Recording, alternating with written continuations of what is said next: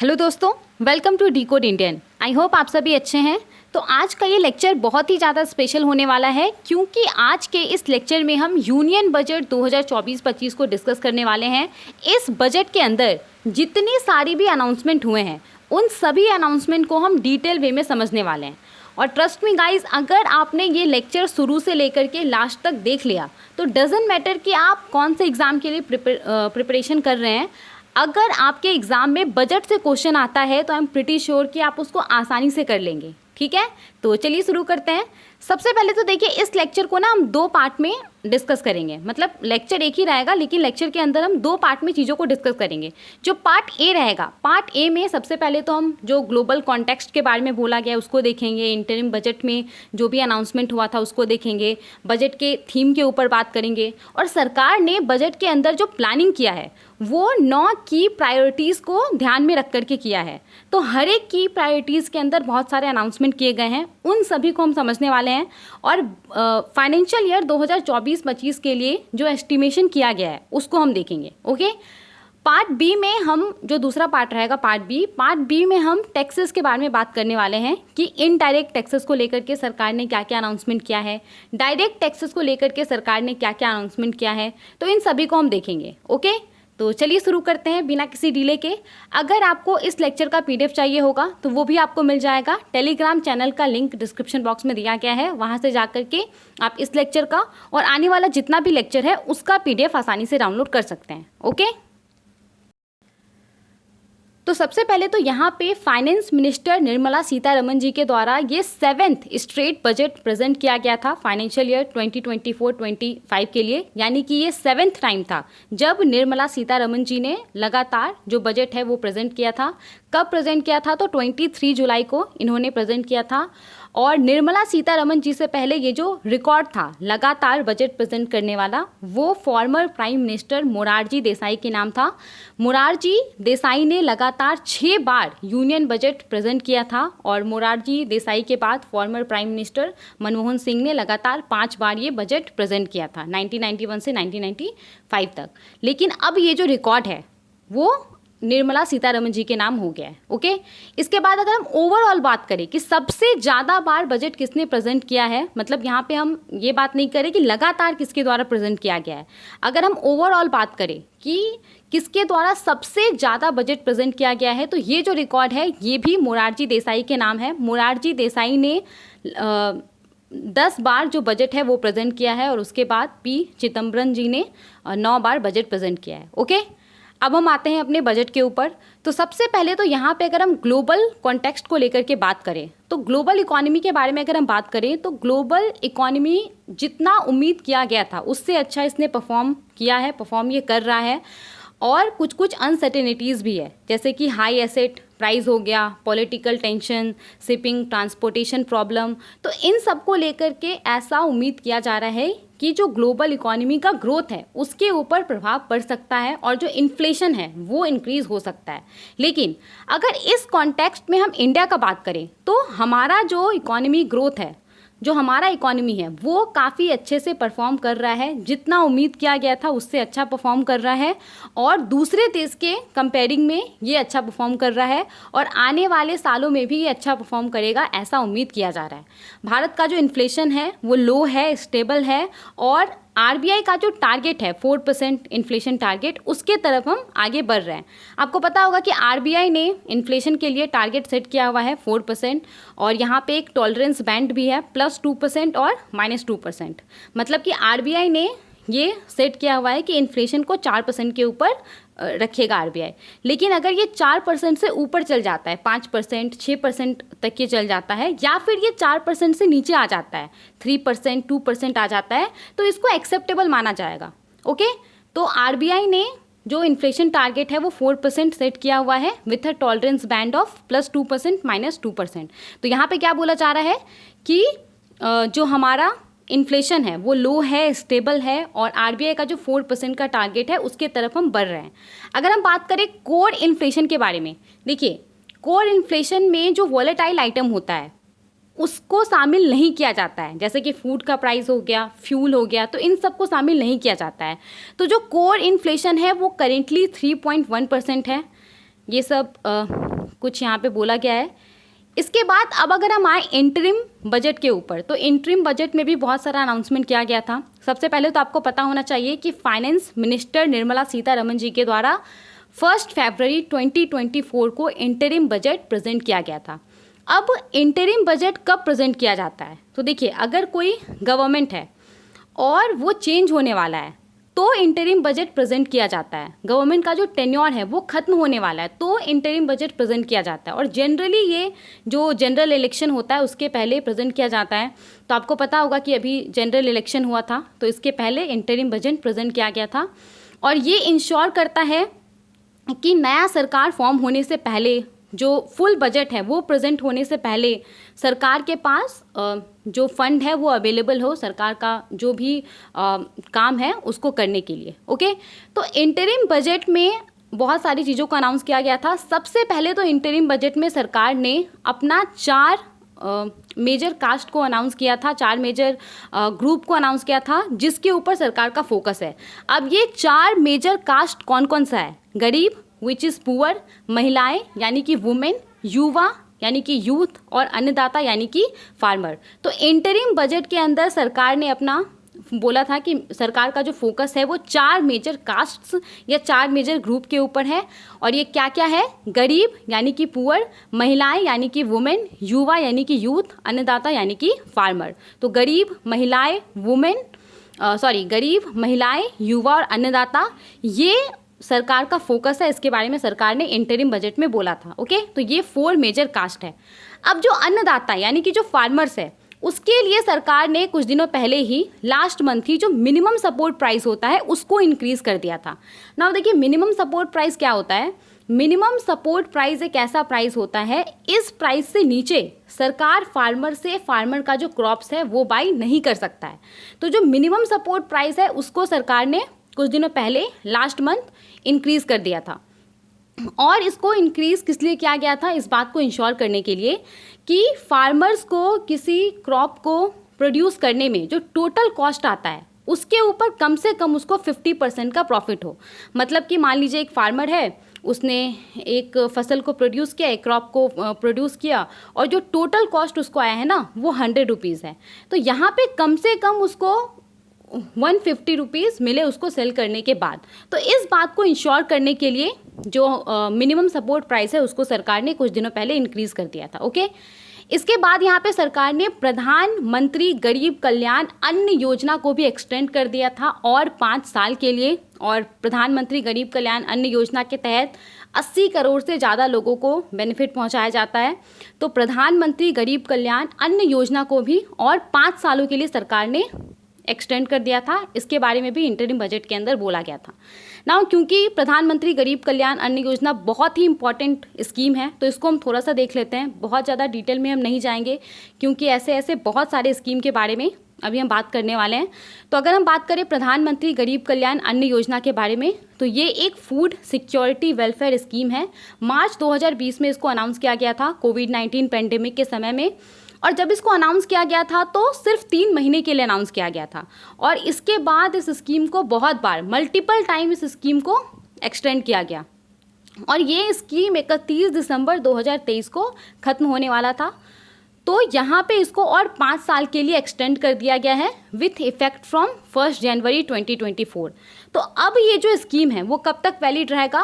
प्रधानमंत्री गरीब कल्याण अन्न योजना अब 31 दिसंबर 2028। तो ये डेट आपको याद रखना है, प्रधानमंत्री गरीब कल्याण अन्न योजना अब 31 दिसंबर 2028 तक वैलिड रहेगा। ओके, समझ में आ गया?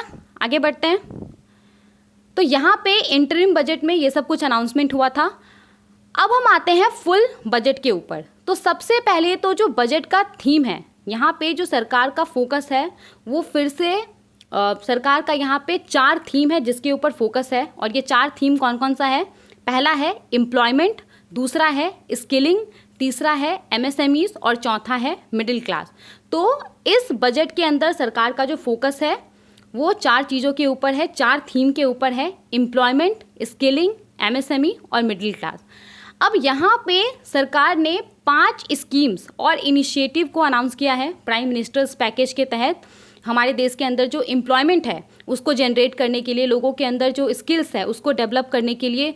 और कहा जा रहा है कि सरकार ने ये जो 5 स्कीम्स और इनिशिएटिव को लॉन्च किया है, तो इससे 4.1 करोड़ यूथ्स को यहाँ पे बेनिफिट मिलेगा आने वाले 5 सालों में, और सरकार इसके ऊपर 2 लाख करोड़ रुपया खर्च करने वाला है। ओके, तो ये 5 स्कीम के बारे में हम आगे चल कर के बात करेंगे और ये बहुत ही ज़्यादा इंपॉर्टेंट होगा। तो अभी के लिए बस आप इतना समझ लीजिए कि सरकार के द्वारा 5 स्कीम्स और इनिशिएटिव को लॉन्च किया गया है एम्प्लॉयमेंट को जनरेट करने के लिए, स्किल ट्रेनिंग के लिए, और इसके लिए 2 लाख करोड़ रुपया एलोकेट किया गया है। 4.1 करोड़ यूथ्स को ये बेनिफिट पहुंचाएगा आने वाले 5 सालों में। ओके, इसके अलावा देखिए सरकार ने एजुकेशन, एम्प्लॉयमेंट और स्किलिंग के लिए 1.48 लाख करोड़ का बजट एलोकेट किया है। तो ये भी याद रखिएगा, एजुकेशन, एम्प्लॉयमेंट और स्किलिंग के लिए सरकार ने 1.48 लाख करोड़ का जो बजट है वो एलोकेट किया है। ओके, तो आगे बढ़ते हैं।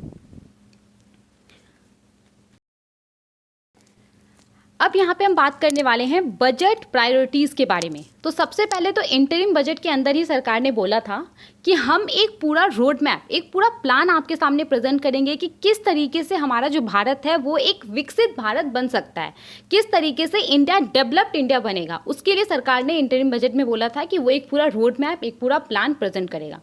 तो यहाँ पे इस बजट के अंदर जो भी प्लानिंग किया गया है तो वो 9 की एरियाज़ या फिर 9 प्रायोरिटीज़ को ध्यान में रख करके किया गया है, ताकि सभी के लिए जो अपॉर्चुनिटीज़ है वो जनरेट हो सके। ओके, तो ये 9 प्रायोरिटीज़ या फिर 9 की एरियाज़ कौन कौन सा है, इसको ध्यान से देखिए। देखिए, सबसे पहला जो है वो है productivity and resilience in agriculture. इसके तहत सरकार ने कदम उठाए हैं कि किस तरीके से हमारा जो फार्मिंग है उसके एफिशिएंसी को, उसके स्ट्रेंथ को इम्प्रूव किया जा सके। उसके बाद जो दूसरा प्रायोरिटी एरिया है वो है एम्प्लॉयमेंट एंड स्किलिंग, जिसके तहत सरकार ने किस तरीके से जॉब्स को, किस तरीके से लोगों के अंदर जो स्किल्स है उसको इन्हेंस किया जाए, किस तरीके से जॉब क्रिएशन हो जाए, उसको लेकर के अनाउंसमेंट किया है। जो तीसरा प्रायोरिटी है सरकार का वो है inclusive human resource development and social justice. तो इसके तहत सरकार ने ये इंश्योर किया है कि जो भी रिसोर्सेज अवेलेबल है, जो भी अपॉर्चुनिटी अवेलेबल है वो सबके पास हो, सब लोगों का उस तक एक्सेस हो। ओके, उसके बाद जो चौथा प्रायोरिटी है वो है मैन्युफैक्चरिंग एंड सर्विस, जिसके तहत जो इंडस्ट्रीज़ है, जो सर्विस सेक्टर है, उसको सरकार ने बूस्ट करने के ऊपर फोकस किया है। जो 5वां प्रायोरिटी है वो है अर्बन डेवलपमेंट, जिसके तहत सरकार ने अनाउंसमेंट किया है कि किस तरीके से जो सिटी इंफ्रास्ट्रक्चर है, वहाँ के लोगों का जो लिविंग कंडीशन है उसको इन्हेंस किया जाए। जो 6ठा प्रायोरिटी है 6 नंबर का वो है एनर्जी सिक्योरिटी, जिसमें सरकार ने अनाउंसमेंट किया है स्टेबल और रिलायबल एनर्जी सप्लाईज के लिए को इंश्योर करने के लिए। जो 7th नंबर का प्रायोरिटी है वो है इंफ्रास्ट्रक्चर, जिसमें सरकार का फोकस होगा कि किस तरीके से हमारे देश के अंदर जो इंफ्रास्ट्रक्चर है उसको इम्प्रूव किया जाए। 8 नंबर का जो प्रायोरिटी है सरकार का वो है इनोवेशन, रिसर्च एंड डेवलपमेंट, जिसके तहत सरकार ने अनाउंसमेंट किया है जो न्यू आइडियाज़ है, जो टेक्नोलॉजिकल एडवांसमेंट होता है उसको इनकरेज करने को लेकर के। और 9th जो प्रायोरिटी है सरकार का वो है नेक्स्ट जनरेशन रिफॉर्म, जिसके तहत सरकार ने कुछ अनाउंसमेंट किए हैं कि किस तरीके से जो मॉडर्न चेंजेस है उसको इम्प्लीमेंट किया जाए, ताकि जो गवर्नेंस है, जो एफिशिएंसी है वो इम्प्रूव हो सके। ओके, तो ये 9 प्रायोरिटी है और इसके तहत ही सरकार ने जो पूरा प्लान है वो तैयार किया है। तो हर एक प्रायोरिटी के अंदर, हर एक एरिया के अंदर सरकार ने बहुत सारे अनाउंसमेंट किए हैं, और अब हम एक एक जो ये प्रायोरिटी है उसके अंदर जो जो अनाउंसमेंट हुआ है उसको देखने वाले हैं। ओके, तो चलिए शुरू करते हैं। देखिए, सबसे पहला जो सरकार का प्रायोरिटी एरिया है वो क्या है, productivity and resilience in agriculture. मतलब कि सरकार का फोकस है कि किस तरीके से जो हमारे देश के अंदर फार्मिंग है उसकी एफिशिएंसी को बढ़ाया जा सके। तो उसके लिए सरकार ने यहाँ पे क्या क्या अनाउंसमेंट किया है। तो सबसे पहले तो सरकार ने बोला है कि जो 32 फील्ड एंड हॉर्टिकल्चर क्रॉप्स है। देखिए, फील्ड क्रॉप्स का जब हम बात करते हैं तो इसमें क्या आता है, आपका वीट हो गया, फिर से आपका कॉर्न हो गया, तो ये सब फील्ड क्रॉप के अंदर आता है। हॉर्टिकल्चर क्रॉप्स के बारे में अगर हम बात करते हैं तो उसमें टोमेटोज़ आता है, फ्रूट्स आता है, तो ये सब हॉर्टिकल्चर क्रॉप्स होता है। तो जो 32 फील्ड और हॉर्टिकल्चर क्रॉप्स है उसके 109 हाई यील्डिंग और क्लाइमेट रेजिलिएंट वेराइटीज़ को इंट्रोड्यूस किया जाएगा फार्मर्स के लिए, ताकि फार्मर्स उसको ग्रो कर सके। अब यहाँ पे हाई यील्डिंग और क्लाइमेट रिजिलियंट वेराइटीज़ का क्या मतलब है? तो हाई यील्डिंग क्रॉप का जब हम बात करते हैं तो ये ऐसा कैटेगरी का क्रॉप होता है जिसको कि कम लैंड में प्रोड्यूस किया जा सकता है, कम लैंड में ये ज़्यादा क्वांटिटी ऑफ जो क्रॉप है वो प्रोड्यूस करके देता है। ओके, तो ये होता है हाई यील्डिंग। और क्लाइमेट रेजिलिएंट का मतलब क्या है कि ये जैसे किसी भी वेदर में उसको वो फेस कर लेता है। तो यहाँ पे 32 फील्ड और हॉर्टिकल्चर क्रॉप के 109 हाई यील्डिंग और क्लाइमेट रेजिलिएंट वेराइटीज़ को फार्मर्स को इंट्रोड्यूस किया जाएगा ताकि फार्मर्स उसको ग्रो करें। ओके, सबसे पहला फैसला ये लिया गया है। इसके बाद यहाँ पे बोला गया है कि आने वाले 2 सालों में 1 करोड़ फार्मर्स पूरे देश भर में नेचुरल फार्मिंग को शुरू करेंगे ना। जैसा कि आपको इसके नाम से पता चल रहा है नेचुरल फार्मिंग में होता क्या है? नेचुरल फार्मिंग में बेसिकली जो नेचुरल मेथड होता है उसका इस्तेमाल करके जो फार्मिंग है वो किया जाता है। इसमें जो केमिकल्स होता है उसका कम से कम इस्तेमाल किया जाता है। और नेचुरल फार्मिंग का उद्देश्य क्या रहता है? इसका उद्देश्य ही रहता है कि जो हमारा सॉइल है, जो मिट्टी है, उसको हेल्दी रखना। तो नेचुरल फार्मिंग में बेसिकली नेचुरल मेथड का इस्तेमाल करके जो फसल है उसको उगाया जाता है और कम से कम केमिकल्स का इस्तेमाल किया जाता है। तो यहाँ पे सरकार ने क्या बोला है कि आने वाले 2 साल में 1 करोड़ फार्मर्स पूरे देश भर में नेचुरल फार्मिंग शुरू करेंगे और इनके द्वारा जो भी मेथड का इस्तेमाल किया जाएगा नेचुरल फार्मिंग के लिए तो वो सर्टिफाइड होगा, उसको ब्रांडिंग प्रोवाइड किया जाएगा। जो भी मेथड इनके द्वारा इस्तेमाल किया जाएगा उसको रिकॉग्नाइज करने के लिए। ओके, इसके बाद गवर्नमेंट ने बोला है कि 10,000 need based bio input resources centre को भी इस्टेब्लिश किया जाएगा। अब ये जो बायो इनपुट रिसोर्स सेंटर्स होगा ये करेगा क्या? तो ये बेसिकली नेचुरल फार्मिंग के लिए जो भी नेचुरल प्रोडक्ट होता है वो ये फार्मर्स को प्रोवाइड करेगा। ओके, ये तीनों फैसला समझ में आ गया। 32 फील्ड एंड हॉर्टिकल्चर क्रॉप्स के 109 हाई यील्डिंग और क्लाइमेट रेजिलिएंट अलग अलग जो क्रॉप का वेराइटीज़ होता है उसको इंट्रोड्यूस किया जाएगा फार्मर्स के लिए ताकि फार्मर्स उसको ग्रो कर सके। ओके, इसके बाद क्या बोला गया है कि आने वाले 2 साल में 1 करोड़ फार्मर्स पूरे देश भर में जो नेचुरल फार्मिंग होता है वो शुरू करेंगे, जो कि सर्टिफाइड होगा। इनको ब्रांडिंग भी प्रोवाइड किया जाएगा। ओके, इनके द्वारा जो भी मेथड इस्तेमाल किया जाएगा उसको रिकॉग्नाइज करने के लिए। और यहाँ पे 10,000 need based bio input resource centre को भी इस्टेब्लिश किया जाएगा, जो बेसिकली फार्मर्स को नेचुरल फार्मिंग के लिए जो नेचुरल प्रोडक्ट होता है वो सब प्रोवाइड करेगा। ठीक है, यहाँ तक समझ में आ गया। इसके बाद देखिए यहाँ पे सरकार ने एक और बड़ा फैसला लिया है। गवर्नमेंट ने बोला है कि वो एग्रीकल्चर सेक्टर में डिजिटल पब्लिक इंफ्रास्ट्रक्चर को इम्प्लीमेंट करेगा। सिंपली एक डिजिटल सिस्टम होगा और इसका इस्तेमाल करके आने वाले 3 साल में जो भी फार्मर्स है उनका जो भी लैंड्स है उससे जुड़ा हुआ जो इन्फॉर्मेशन है उसको कलेक्ट किया जाएगा, उसको मैनेज किया जाएगा, उसको ट्रैक किया जाएगा। तो सिंपली गवर्नमेंट का यहाँ पे प्लान क्या है? गवर्नमेंट का प्लान है कि जो पूरा एग्रीकल्चर सेक्टर है उसको डिजिटाइज किया जाए। ओके, तो गवर्नमेंट ने यहाँ पे बोला है कि एग्रीकल्चर में वो डिजिटल पब्लिक इंफ्रास्ट्रक्चर को इम्प्लीमेंट करेगा, जिसके इस्तेमाल से वो आने वाले 3 साल में जो भी फार्मर्स है और उनका जो लैंड्स है उसका जो भी जानकारी है उसको ये कलेक्ट करेगा, मैनेज करेगा, ट्रैक करेगा। ओके, और इसी साल खरीफ सीजन के लिए डिजिटल क्रॉप सर्वे भी कंडक्ट किया जाएगा। ये जो डिजिटल पब्लिक इंफ्रास्ट्रक्चर है उसका इस्तेमाल करके 400 डिस्ट्रिक्ट के अंदर। तो बेसिकली यहाँ पे होगा क्या? तो जो डिजिटल क्रॉप सर्वे होगा तो उसका उद्देश्य क्या रहेगा? उसका उद्देश्य ये पता करना रहेगा कि पूरे देश भर में जो फार्म लैंड्स है जहाँ पे खेती होता है तो वहाँ पे किस तरह के क्रॉप्स को कल्टीवेट किया जा रहा है, कौन कौन से फसल को उगाया जा रहा है, तो ये पता लगाया जाएगा। ओके, तो इस साल खरीफ सीजन के लिए डिजिटल क्रॉप सर्वे होगा। ये जो डिजिटल पब्लिक इंफ्रास्ट्रक्चर है उसका इस्तेमाल करके 400 डिस्ट्रिक्ट्स के अंदर। ओके, इसके अलावा यहाँ पे बोला जा रहा है कि 6 करोड़ फार्मर्स और उनके लैंड्स का जो डिटेल्स है उसको फार्मर और जो लैंड रजिस्ट्रीज है उसमें शामिल किया जाएगा, तो उसको ऑफिशियल रिकॉर्ड के अंदर लाया जाएगा। 6 करोड़ फार्मर्स और उनके लैंड्स का जो डिटेल है उसको फार्मर एंड लैंड रजिस्ट्रीज के अंदर लाया जाएगा। समझ में आ गया? इन सब के अलावा यहाँ पे गवर्नमेंट ने बोला है कि वो जन समर्थ बेस्ड किसान क्रेडिट कार्ड इशू करेगा 5 स्टेट्स के अंदर। तो किसान क्रेडिट कार्ड के बारे में तो आपको पता होगा। किसान क्रेडिट कार्ड के थ्रू जो किसान है उनको आसानी से बैंक से अपने क्रॉप के लिए जो क्रेडिट है वो मिल जाता है। और ये जन समर्थ क्या है? जन समर्थ बेसिकली एक पोर्टल है।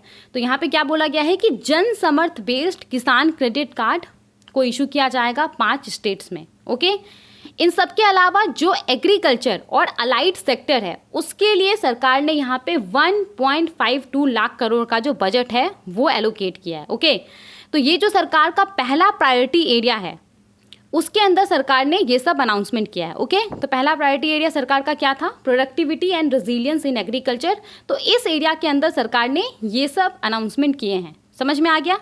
आगे बढ़ते हैं और सरकार का जो दूसरा प्रायोरिटी एरिया है उसको देखते हैं। तो यहाँ पे गवर्नमेंट का जो दूसरा प्रायोरिटी एरिया है ये क्या है? Employment and skilling. तो एम्प्लॉयमेंट जनरेट करने के लिए, लोगों को स्किल्ड करने के लिए सरकार ने यहाँ पे कुछ कुछ अनाउंसमेंट किया है, उसको हम देखने वाले हैं। तो सबसे पहले तो यहाँ पे सरकार ने बोला है कि सरकार 3 स्कीम्स को इम्प्लीमेंट करेगा जो कि एम्प्लॉयमेंट लिंक्ड इंसेंटिव के लिए होगा, और इस स्कीम के तहत जो बेनिफिशरीज रहेगा उसके लिए अनिवार्य रहेगा कि वो EPFO यानी कि एम्प्लॉय प्रोविडेंट फंड ऑर्गेनाइजेशन के अंदर इनरोल हो। ओके, तभी वो इन तीनों स्कीम के अंदर जो बेनिफिट है वो अवेल कर सकता है। तो अब ये तीनों स्कीम कौन कौन सा उसको हम देखेंगे। और देखिए, आपको याद होगा कि मैंने बिगनिंग में ही आपको बोला था कि सरकार ने क्या किया है, सरकार ने 5 स्कीम्स लॉन्च किया है जो एम्प्लॉयमेंट है उसको जनरेट करने के लिए, लोगों को स्किल करने के लिए। तो उन 5 स्कीम्स में से ये 3 स्कीम्स है जिसको अभी हम डिस्कस करने वाले हैं। Okay, yes. तो यहाँ पे जो सबसे पहला स्कीम है इसका नाम क्या है? स्कीम ए, और इसका नाम है फर्स्ट टाइमर्स। तो आपको इसके नाम से ही पता चल रहा होगा, इस स्कीम के तहत वो सभी व्यक्ति जो कि पहली बार जो फॉर्मल सेक्टर है उसमें इंटर कर रहे हैं एज अ एम्प्लॉय, तो उन लोगों को यहाँ पे 1 टाइम वेज प्रोवाइड किया जाएगा। अब फॉर्मल सेक्टर का क्या मतलब होता है? तो देखिए, फॉर्मल सेक्टर के अंदर वैसा कंपनीज आता है जो कि सरकार का जो रूल्स है, रेगुलेशंस है उसको फॉलो करता है, ये ऑफिशियली रजिस्टर्ड होता है, सरकार को टैक्स पे करता है, ये अपने एम्प्लॉय को ये अलग अलग प्रकार का बेनिफिट प्रोवाइड करता है। तो ये होता है फॉर्मल सेक्टर। तो सरकार ने ये जो पहला स्कीम लॉन्च किया है, स्कीम ए, जिसका नाम क्या है? First timers. तो सरकार ने बोला है कि इस स्कीम के तहत वैसे लोग जो कि पहली बार फॉर्मल सेक्टर के अंदर इंटर करे एज अ एम्प्लॉय, उनको 1 मंथ वेज प्रोवाइड किया जाएगा, यानी कि 1 मंथ के सैलरी के बराबर जो अमाउंट होगा वो उनको प्रोवाइड किया जाएगा। और ये उनके कैसे प्रोवाइड किया जाएगा? तो डायरेक्टली उनके बैंक अकाउंट में ये ट्रांसफ़र कर दिया जाएगा। और ऐसा नहीं है कि एक बार में ही ट्रांसफ़र कर दिया जाएगा, यहाँ पे 3 इंस्टॉलमेंट्स में उनको ये पैसा दिया जाएगा। और बस इसके लिए नियम ये है कि वो EPFO के अंदर रजिस्टर्ड होना चाहिए। और देखिए, यहाँ पे कितना पैसा मैक्सिमम दिया जा सकता है? तो यहाँ पे 1 टाइम सैलरी या 1 मंथ सैलरी या 1 month wage as a 1 month salary या एज अ 1 मंथ वेज के तौर पे मैक्सिमम 15,000 रुपीज़ ही दिया जा सकता है। ओके, इसके अलावा देखिए, ऐसा नहीं है कि जो भी व्यक्ति है वो पहली बार फॉर्मल सेक्टर के अंदर इंटर हो रहा है तो उसको एज अ फर्स्ट टाइमर माना जाएगा और उसको 1 मंथ का सैलरी प्रोवाइड किया जाएगा। ऐसा नहीं है, सिर्फ वैसे ही व्यक्ति को इस स्कीम के तहत एलिजिबल माना जाएगा जिसका salary up to 1 lakh rupees per month है। तो अगर कोई व्यक्ति है उसका सैलरी 50,000 है, 60,000 है, वो पहली बार फॉर्मल सेक्टर के अंदर एज अ एम्प्लॉय इंटर हुआ है, तो वो इस स्कीम के तहत एज अ फर्स्ट टाइमर माना जाएगा और उसको 1 मंथ जो वेज है वो प्रोवाइड किया जाएगा। अगर किसी का सैलरी 1 लाख से ज़्यादा है, 1.5 लाख है, 2 लाख है, तो वो इस स्कीम के अंदर फिर एलिजिबल नहीं होगा। समझ में आ गया? और यहाँ पे बोला जा रहा है कि इस स्कीम से 210 लाख जो यूथ्स हैं उनको इस स्कीम से बेनिफिट होगा, ऐसा यहाँ पे एक्सपेक्ट किया जा रहा है। ओके, तो पहला वाला स्कीम समझ में आ गया। स्कीम ए, इसका नाम क्या है? First timer. इसके तहत वैसे व्यक्ति जो कि पहली बार फॉर्मल सेक्टर के अंदर इंटर हो रहा है एज अ एम्प्लॉय, उसको 1 मंथ वेज प्रोवाइड किया जाएगा। 3 इंस्टॉलमेंट्स में ये जो 1 मंथ वेज या फिर सैलरी है ये प्रोवाइड किया जाएगा। और ये मैक्सिमम कितना हो सकता है? 15,000 तक हो सकता है। एलिजिबिलिटी लिमिट क्या है कि उस एम्प्लॉय का जो सैलरी है वो up to 1 lakh rupees per month होना चाहिए, और इससे तकरीबन 210 लाख यूथ्स को बेनिफिट प्रोवाइड किया जाएगा। ओके, मतलब ऐसा उम्मीद किया जा रहा है कि 210 लाख जो यूथ्स हैं उसको इस स्कीम से बेनिफिट होगा। ओके, समझ में आ गया?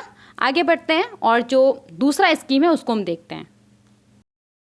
तो यहाँ पे जो दूसरा स्कीम है, स्कीम बी, इसका नाम क्या है? Job creation in manufacturing. तो पहले स्कीम में हमने क्या देखा? पहले स्कीम में हमने देखा कि वैसे पर्सन्स को बेनिफिट पहुंचाने का बात किया जा रहा है जो कि पहली बार फॉर्मल सेक्टर के अंदर इंटर हो रहा है। ओके, स्कीम बी का यहाँ पे नाम क्या है, जॉब क्रिएशन इन मैन्युफैक्चरिंग। तो मैन्युफैक्चरिंग सेक्टर के अंदर जॉब क्रिएशन को इन्हेंस करने के लिए, उसको बढ़ावा देने के लिए इस स्कीम को लाया गया है। इस स्कीम के तहत मैन्युफैक्चरिंग सेक्टर के अंदर जो नए लोगों को हायर किया जाएगा, जो कि फर्स्ट टाइमर होंगे, तो उन लोगों को यहाँ पे इंसेंटिव प्रोवाइड किया जाएगा। और इस स्कीम का सबसे बड़ा खासियत ये है कि यहाँ पे इंसेंटिव सिर्फ एम्प्लॉय को प्रोवाइड नहीं किया जाएगा, यहाँ पे जो एम्प्लॉयर होगा, यानी कि जो कंपनी होगा जो कि नए लोगों को हायर करेगा, उसको भी यहाँ पे जो इंसेंटिव है वो प्रोवाइड किया जाएगा। अब देखिए कितना इंसेंटिव प्रोवाइड किया जाएगा, तो आपको पता होगा कि जब भी आप किसी कंपनी में काम करने जाएंगे तो वहाँ पे आपको जो सैलरी मिलेगा उसका 1% पीएफ के तौर पे हर मंथ आपके सैलरी से कट कर लिया जाता है, और उतना ही पैसा, सेम उतना ही अमाउंट जो कंपनी होता है, जो आपका एम्प्लॉयर होता है, वो भी आपके पीएफ अकाउंट में सबमिट करता है। ओके, तो यहाँ पे एम्प्लॉय और एम्प्लॉयर को जो इंसेंटिव प्रोवाइड किया जाएगा वो कितना होगा, तो एम्प्लॉय और एम्प्लॉयर का जो ईपीएफओ कंट्रीब्यूशन होगा उसके हिसाब से यहाँ पे इंसेंटिव प्रोवाइड किया जाएगा। कब तक इंसेंटिव प्रोवाइड किया जाएगा, तो एम्प्लॉयमेंट का जो पहला 4 साल होगा, कोई पर्सन है, उसने मैन्युफैक्चरिंग सेक्टर में उसको हायर किया गया, वो फर्स्ट टाइमर है, तो जब उसको हायर किया गया उसके नेक्स्ट 4 ईयर्स तक ये जो इंसेंटिव है वो प्रोवाइड किया जाएगा। ओके, और यहाँ पे उम्मीद किया जा रहा है कि ये जो स्कीम है, इस स्कीम से तकरीबन 30 लाख जो यूथ्स हैं जो कि अपना पहला जॉब स्टार्ट करेंगे और जो एम्प्लॉयर है उनको बेनिफिट मिलेगा। ओके, क्लियर हो गया। इसके बाद देखिए जो तीसरा स्कीम है, स्कीम सी, इसका नाम क्या है, सपोर्ट टू एम्प्लॉयर्स।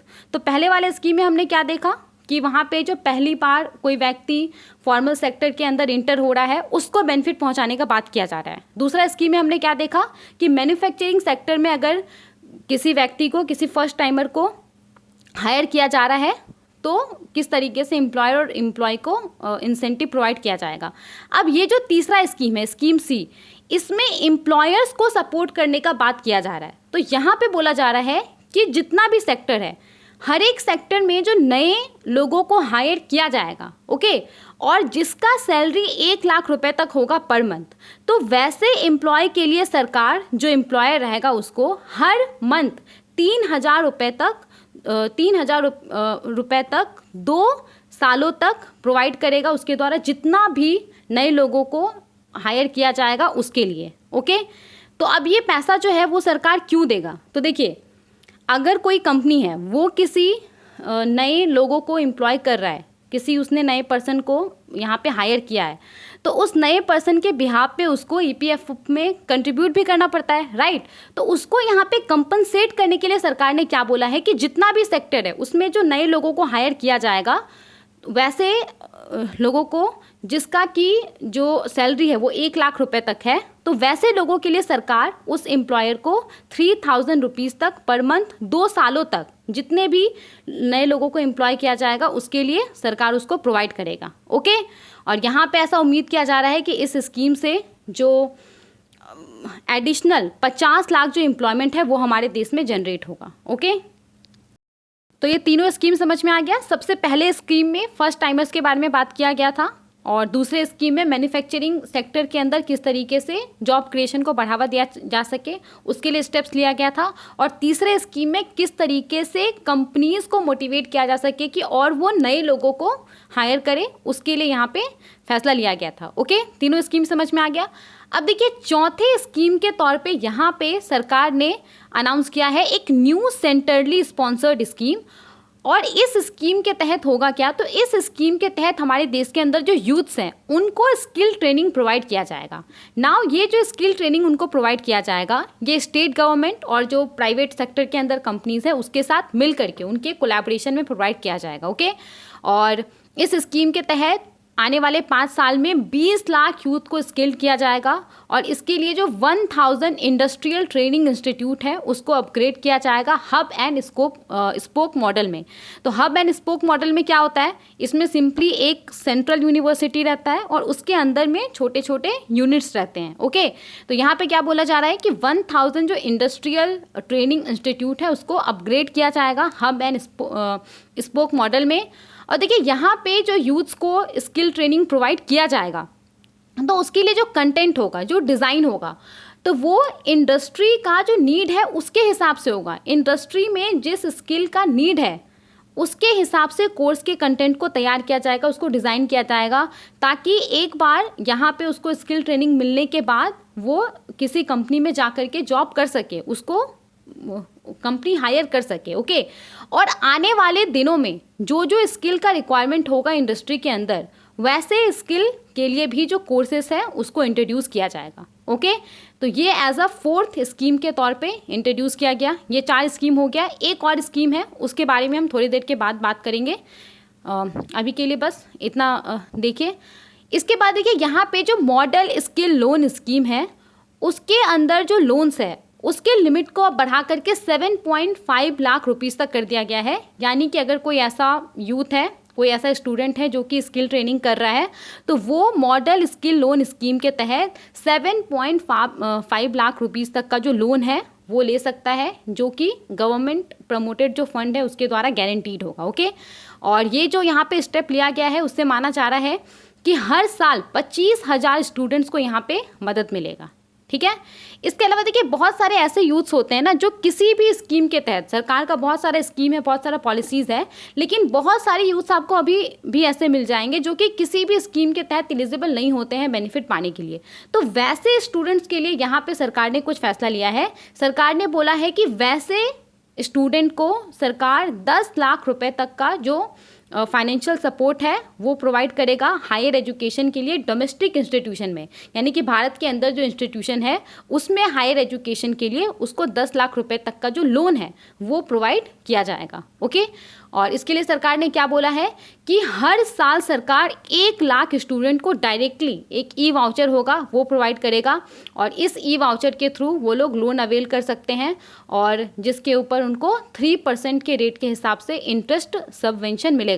यानी कि अगर बैंक 7% रेट के हिसाब से उसको लोन दे रहा होगा तो उस स्टूडेंट को सिर्फ 4% रेट के हिसाब से ही जो इंटरेस्ट का बर्डन है वो उसके ऊपर आएगा। ओके, तो ये यहाँ पे फैसला लिया गया है। तो ये सब कुछ डिसीजंस था, कुछ अनाउंसमेंट था जो सरकार का जो दूसरा प्रायोरिटी एरिया है एम्प्लॉयमेंट एंड स्किलिंग उसके अंदर किया था। ओके, अब हम आगे बढ़ते हैं और सरकार का जो तीसरा प्रायोरिटी एरिया है उसको हम देखते हैं कि उसमें सरकार ने क्या क्या अनाउंसमेंट किया है। ओके, तो यहाँ पे जो तीसरा प्रायोरिटी एरिया है वो क्या है? Inclusive human resource development and social justice. सबसे पहले तो यहाँ पे गवर्नमेंट ने बोला है कि हमारे देश के अंदर जो ईस्टर्न पार्ट है, हमारे देश के अंदर जो ईस्टर्न पार्ट में स्टेट्स हैं वहाँ पे जो वैल्यूएबल नेचुरल रिसोर्सेज है, जो वहाँ का स्ट्रॉन्ग कल्चरल ट्रेडिशंस है, तो उसको बढ़ावा देने के लिए सरकार ने बोला है कि ये एक प्लान तैयार करेगा जिसका नाम होगा पूर्वोदय। और इस प्लान के तहत हमारे देश के अंदर जो ईस्टर्न रीजन है उसका डेवलपमेंट किया जाएगा। और यहाँ पे ईस्टर्न रीजन में कौन कौन आएगा? बिहार, झारखंड, वेस्ट बंगाल, उड़ीसा, आंध्र प्रदेश, ये सब आएगा। ओके, क्लियर हो गया? इन सब के अलावा देखिए जब हम बात करते हैं आवास योजना के बारे में, पीएम आवास योजना के बारे में आपको पता होगा, तो पीएम आवास योजना एक तो रूरल इलाके के लिए है और एक अर्बन एरियाज के लिए है, एक शहरी क्षेत्र के लिए है और एक ग्रामीण क्षेत्र के लिए है। तो यहाँ पे गवर्नमेंट ने बोला है कि पीएम आवास योजना के तहत और 3 करोड़ घरों को डेवलप किया जाएगा रूरल और अर्बन एरियाज में। तो ये बहुत बड़ा अनाउंसमेंट है। इसके अलावा सरकार ने यहाँ पे जो वुमेन लेड डेवलपमेंट है उसको प्रमोट करने के लिए बोला है कि वैसा स्कीम्स, बहुत सारे स्कीम्स है जो कि महिलाओं को बेनिफिट पहुंचाता है, गर्ल्स को बेनिफिट पहुंचाता है। तो सरकार ने यहाँ पे वैसा स्कीम्स को 3 लाख करोड़ रुपया का बजट है वो एलोकेट किया है वैसे स्कीम्स को जो कि वुमेन और गर्ल्स को बेनिफिट पहुंचाता है। ओके, समझ में आ गया?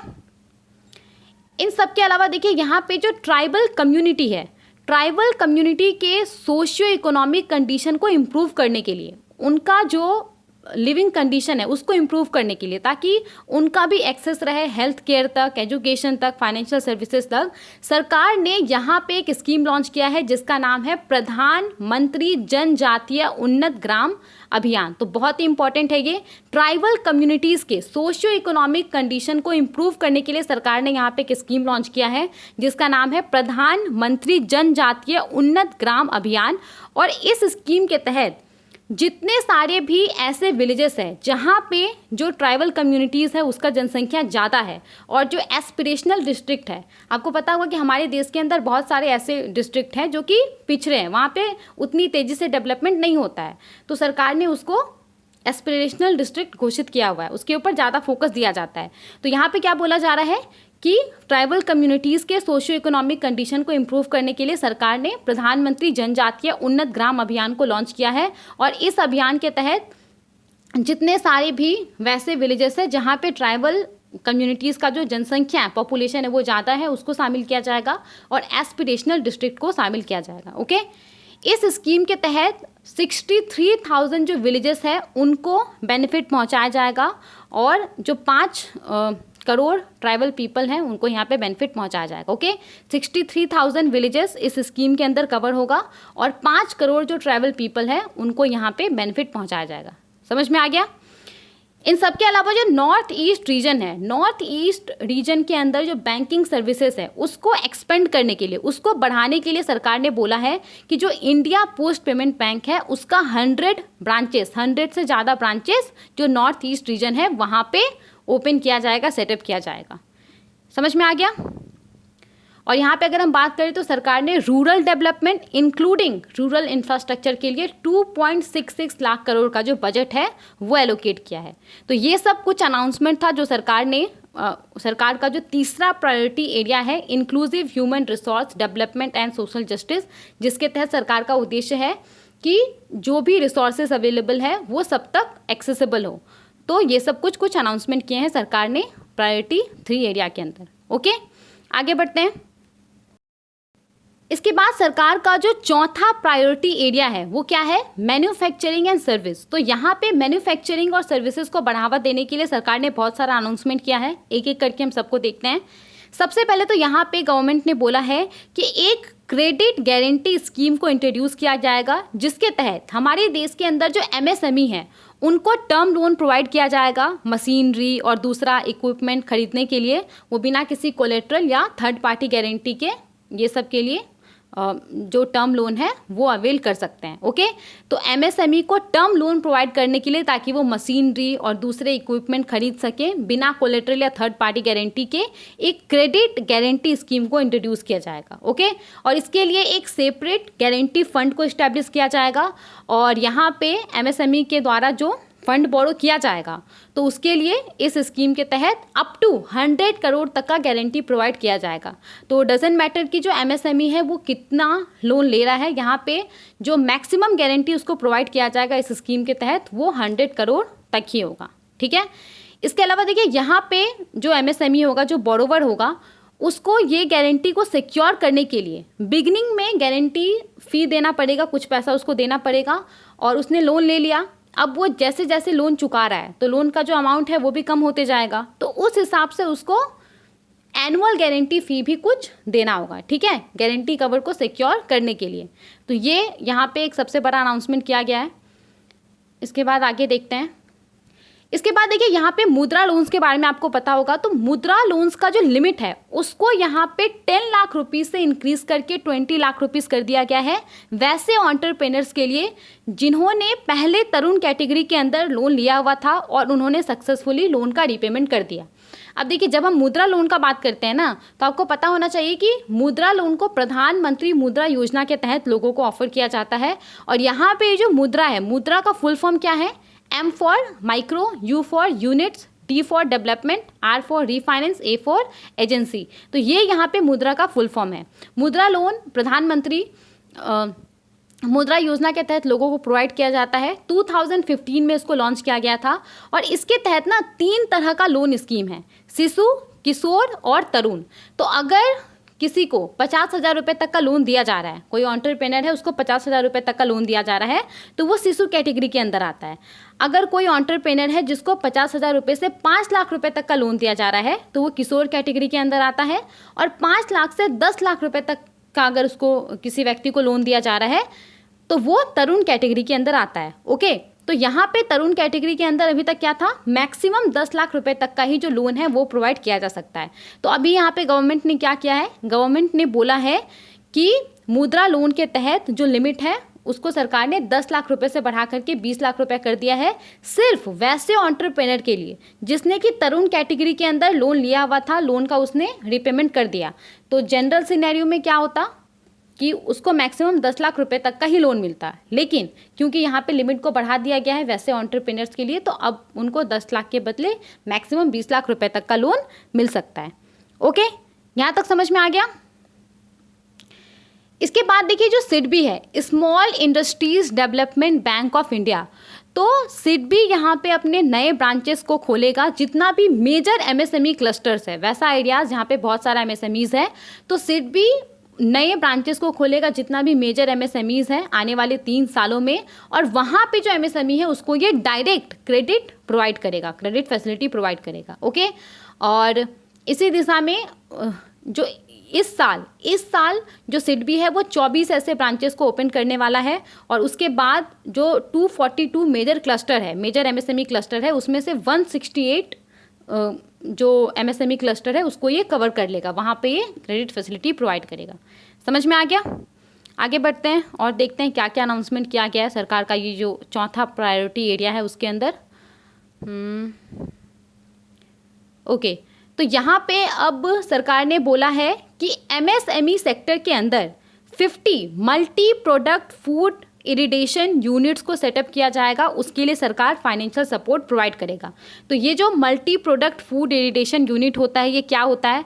तो ये कुछ भी नहीं होता, यहाँ पे ऐसा फैसिलिटीज़ रहता है। यहाँ पे क्या किया जाता है, जो अलग अलग तरह का फूड रहता है ना, उसको रेडिएशन से ट्रीट किया जाता है, उसका जो बैक्टीरिया रहता है उसको किल किया जाता है, और यहाँ पे उसका जो सेल्फ लाइफ रहता है उसको एक्सटेंड करने का प्रयास किया जाता है। ओके, तो यहाँ पे गवर्नमेंट ने क्या बोला है कि एमएसएमई सेक्टर के अंदर ऐसे 50 multi product food irradiation unit को सेटअप किया जाएगा, और उसके लिए सरकार यहाँ पे फाइनेंशियल सपोर्ट प्रोवाइड करेगा। ओके, इन सब के अलावा सरकार ने बोला है कि 100 food quality and safety testing labs को भी सेटअप किया जाएगा, और ये लैब्स जो NABL है, national accreditation board of testing and calibration laboratories, तो इसके द्वारा सर्टिफाइड होगा। ओके, समझ में आ गया?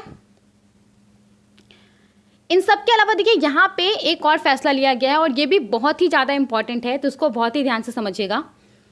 एमएसएमईज का जो वर्किंग कैपिटल नीड होता है, वर्किंग कैपिटल नीड को पूरा करने के लिए उसके पास जो ट्रेड रिसीवेबल होता है उसको वो आसानी से कैश में कन्वर्ट कर ले, इस चीज़ के लिए यहाँ पे फैसला लिया गया है। तो इस डिसीजन को समझने से पहले आपको 2 चीज़ें पता होना चाहिए, एक तो ट्रेड रिसीवेबल क्या होता है, और दूसरा एक प्लेटफॉर्म है ट्रेड्स प्लेटफॉर्म, वो क्या होता है। ओके, तो इसको हम पहले थोड़ा सा देख लेते हैं। तो सबसे पहले तो यहाँ पे अगर हम ट्रेड रिसीवेबल के बारे में बात करें कि ये होता क्या है, देखिए ट्रेड रिसीवेबल और कुछ भी नहीं है, ये एक ऐसा अमाउंट होता है जो कि किसी कंपनी को मिलना होता है अपने कस्टमर से। कोई कंपनी है, उस कंपनी ने उधार पे, क्रेडिट पे अपने कस्टमर को गुड्स या फिर सर्विस दिया है, और वो जो उसका कस्टमर है वो कुछ दिनों के बाद 2 महीने 3 महीने के बाद कंपनी को पैसा देने वाला होता है। तो ये जो अमाउंट होता है ना, जो कि कंपनी को अपने कस्टमर से मिलना होता है, यही क्या होता है, ट्रेड रिसीवेबल्स होता है। और भी आसान शब्दों में मैं आपको कहूँ तो ट्रेड रिसीवेबल्स और कुछ भी नहीं, इनवॉइस होता है। ठीक है, समझ में आ गया? अब देखिए, जैसा कि मान लीजिए कोई एमएसएमई है और उसने क्रेडिट पे अपने कस्टमर को गुड्स या फिर सर्विस दिया है, और आज से 2-3 महीने के बाद उसको पैसा मिलने वाला है, लेकिन 2-3 महीने के पहले ही एमएसएमई को पैसों का ज़रूरत पड़ गया, वर्किंग कैपिटल नीड हो गया उसका। तो अब यहाँ पे जो एमएसएमई है वो क्या कर सकता है, एक पोर्टल है जिसका नाम है TReDS portal, trade receivables discounting system. तो इस पोर्टल के ऊपर आकर के वो, ये एक ऑनलाइन प्लेटफॉर्म है, इसके ऊपर आकर के वो जो ये ट्रेड रिसीवेबल होता है उसको ये तुरंत कैश में कन्वर्ट कर सकता है। ओके, तो ये पूरा होता है। अब देखिए एग्जैक्टली ये काम कैसे करता है उसको हम थोड़ा सा देख लेते हैं, तभी आपको जो सरकार का अनाउंसमेंट है वो समझ में आएगा, इसीलिए मैं आपको यहाँ पे बता रही हूँ। देखिए, मान लीजिए एक सेलर है, एक एमएसएमई है, उसने अपने कस्टमर को गुड्स और सर्विस उधार पे सेल किया, अब उसके पास ट्रेड रिसीवेबल है, उसके पास इनवॉइस है। ओके, तो वो इस प्लेटफॉर्म के ऊपर आएगा और इनवॉइस को वो अपलोड कर देगा। अब जिसको उसने गुड्स और सर्विस सेल किया होगा, ठीक है, जो बायर होगा वो भी इस प्लेटफॉर्म के ऊपर होगा, वो बायर इस इनवॉइस को एक्सेप्ट करेगा, वो देखेगा कि इनवॉइस में जो जो चीज़ मेंशन है, जितना अमाउंट मेंशन है वो सही है कि नहीं है, वो इसको देखेगा और इसको एक्सेप्ट करेगा।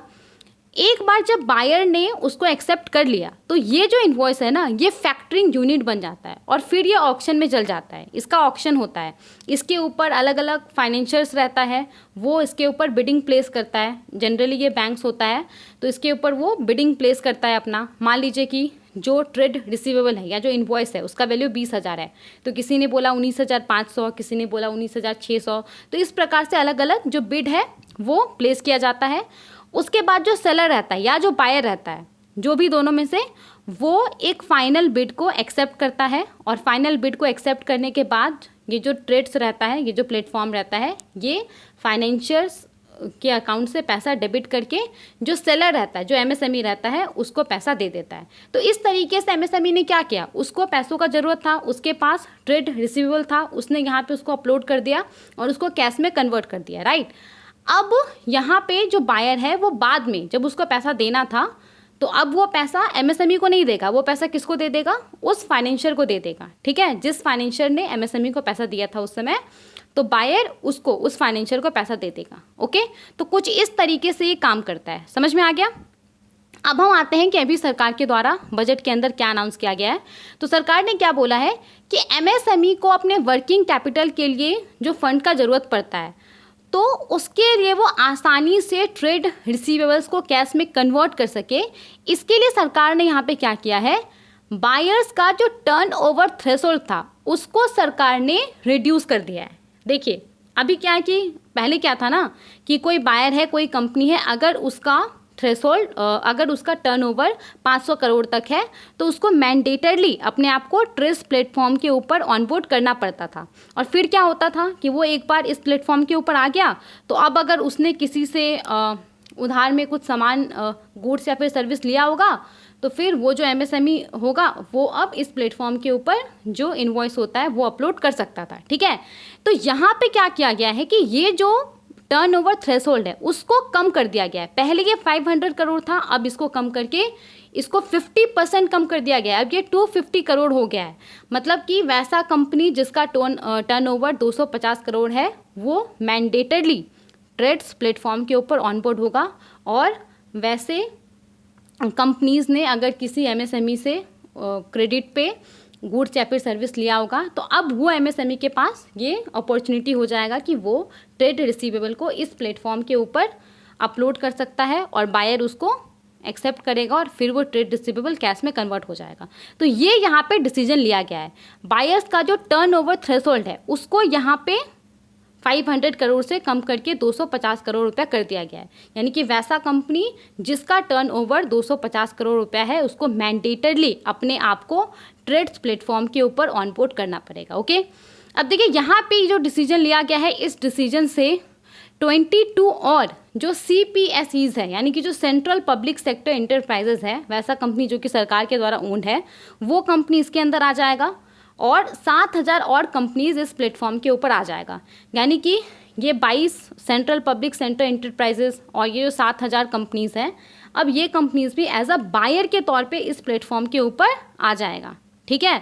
और अगर इन कंपनीज ने किसी एमएसएमई से उधार पे गुड्स या फिर सर्विस लिया होगा तो उस एमएसएमई के पास ये अपॉर्चुनिटी आ गया है कि वो अब अपने ट्रेड रिसीवेबल को इस प्लेटफॉर्म के ऊपर ला करके इसको कैश में कन्वर्ट कर सकता है, क्योंकि अब वो बायर इसके ऊपर आ गया है तो बायर उस ट्रेड रिसीवेबल को एक्सेप्ट कर लेगा।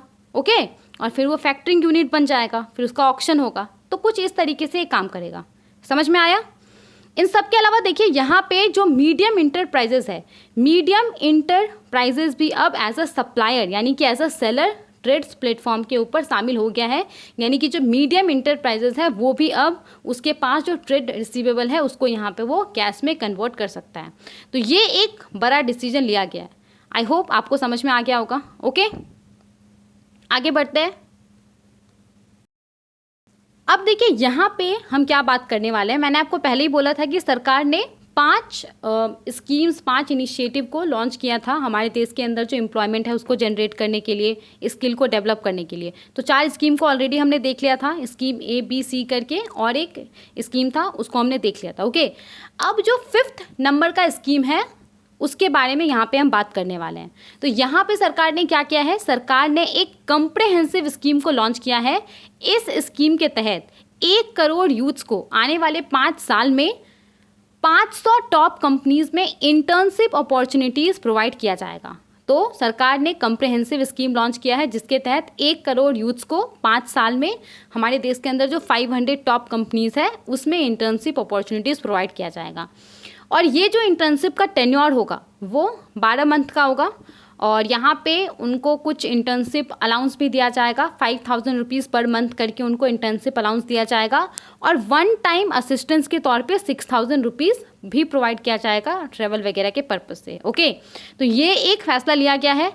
अब देखिए, जो भी ट्रेनिंग का कॉस्ट आएगा और जो इंटर्नशिप कॉस्ट आएगा, ट्रेनिंग का कॉस्ट और जो इंटर्नशिप कॉस्ट है उसका 10% वो कंपनीज से एक्सपेक्ट किया जा रहा है कि वो अपने जो CSR फंड होता है, कॉर्पोरेट सोशल रिस्पॉन्सिबिलिटी जो फंड होता है, उससे वो इस खर्च को बियर करें।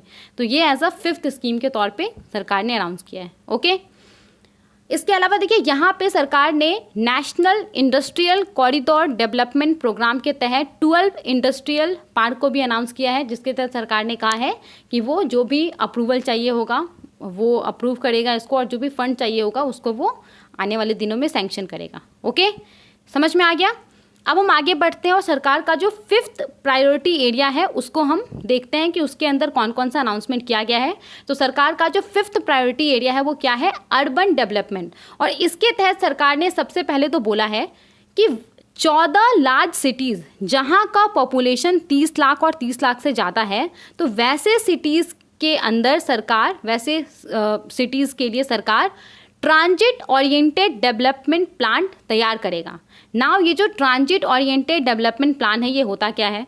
तो ये सिंपली ऐसा प्लान होता है, इसके तहत अर्बन एरियाज़ को इस तरीके से डिज़ाइन किया जाता है ताकि इसके चारों तरफ ना ट्रांजिट हब हो, यानी कि ट्रेन स्टेशन हो सामने में, बस टर्मिनल हो, ताकि वहाँ के लोग पब्लिक ट्रांसपोर्टेशन का इस्तेमाल करें। तो ये होता है ट्रांजिट ओरिएंटेड डेवलपमेंट प्लान। तो सरकार ने क्या बोला है कि 14 लार्ज सिटीज़ जहाँ का पॉपुलेशन 30 लाख और 30 लाख से ज़्यादा है वहाँ के लिए ट्रांजिट ओरिएंटेड डेवलपमेंट प्लान को तैयार किया जाएगा और पूरा सरकार के पास एक इम्प्लीमेंटेशन प्लान भी होगा, फाइनेंशियल स्ट्रेटजीज़ भी होगा कि किस तरीके से इसको इम्प्लीमेंट किया जाएगा, इसका फंडिंग कैसे होगा। तो ये सब सरकार के पास प्लान होगा। ओके, इन सब के अलावा मैंने आपको बोला था कि जब हम बात करते हैं PM आवास योजना के बारे में तो एक तो होता है रूरल इलाके के लिए और एक होता है अर्बन इलाके के लिए। तो यहाँ पे अर्बन इलाके के लिए, शहरी क्षेत्र के लिए जो PM आवास योजना है ना, उसके 2nd वर्जन को लॉन्च कर दिया गया है। यहाँ पे सरकार ने PM आवास योजना अर्बन 2.0 को लॉन्च किया है,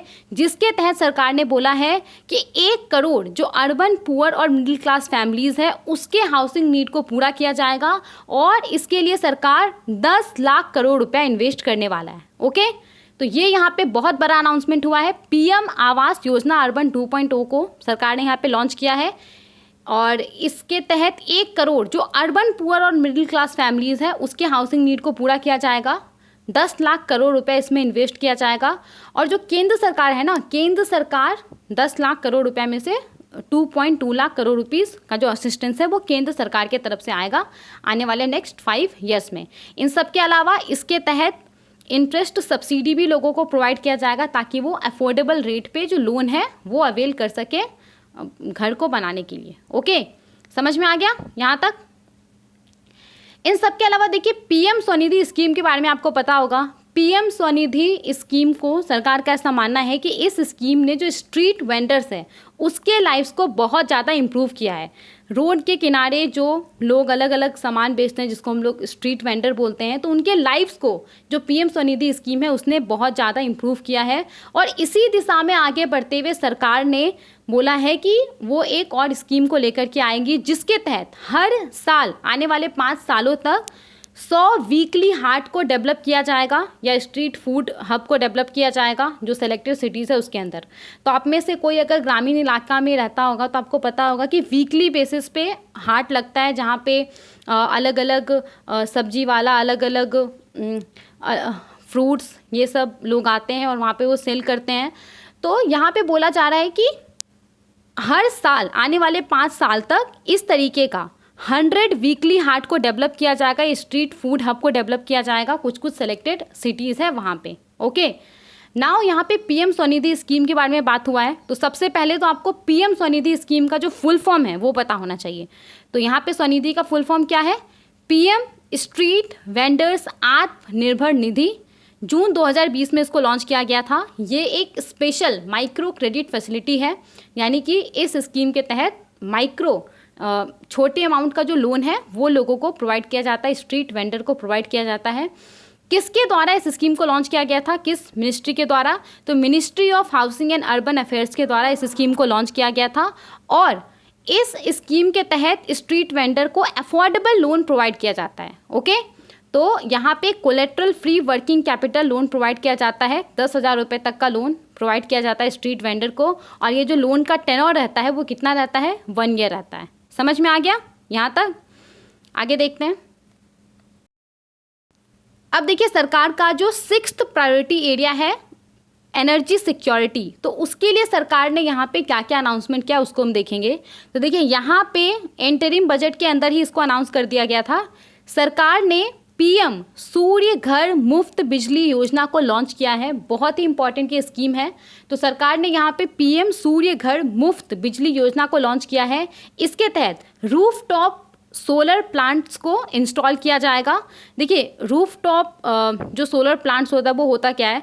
तो सिंपली इसको घर के छतों पे लगाया जाता है और ये सोलर पैनल्स का इस्तेमाल करके जो सनलाइट होता है उसको कैप्चर करता है और उसको ये इलेक्ट्रिसिटी में कन्वर्ट करता है। ठीक है, तो यहाँ पे सरकार ने पीएम सूर्य घर मुफ्त बिजली योजना को लॉन्च किया है और इसके तहत रूफटॉप सोलर प्लांट्स को इंस्टॉल किया जाएगा 1 करोड़ घरों में। और लोग इसके इस्तेमाल से पर मंथ 300 यूनिट तक फ्री इलेक्ट्रिसिटी अवेल कर सकते हैं। ओके, तो पीएम सूर्य घर मुफ्त बिजली योजना को लॉन्च किया गया है।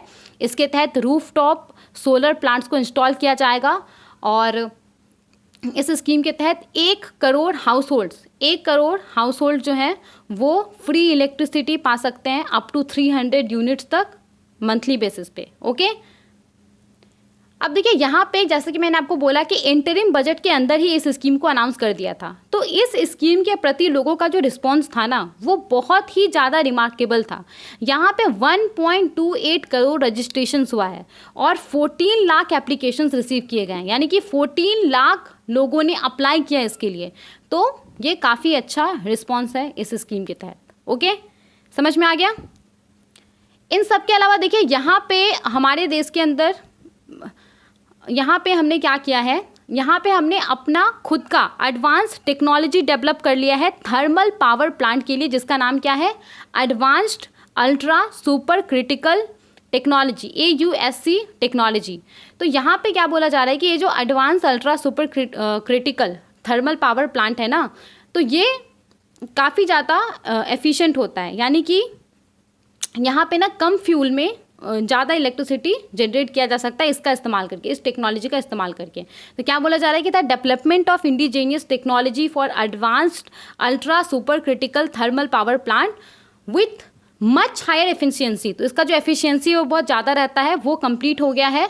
और यहाँ पे इसी दिशा में NTPC और जो भेल है BHEL, तो इन दोनों के बीच में जॉइंट वेंचर हुआ है और इन दोनों के द्वारा अब एक फुल स्केल 800 मेगावाट का कमर्शियल प्लांट इस्टेब्लिश किया जाएगा इस टेक्नोलॉजी का इस्तेमाल करके। ओके, तो AUSC टेक्नोलॉजी का इस्तेमाल करके NTPC और BHEL के बीच में जो जॉइंट वेंचर हुआ है वो एक फुल स्केल 800 मेगावाट का कमर्शियल प्लांट को सेटअप करेगा। ओके, AUSC का फुल फॉर्म याद रखिएगा, एडवांस्ड अल्ट्रा सुपर क्रिटिकल।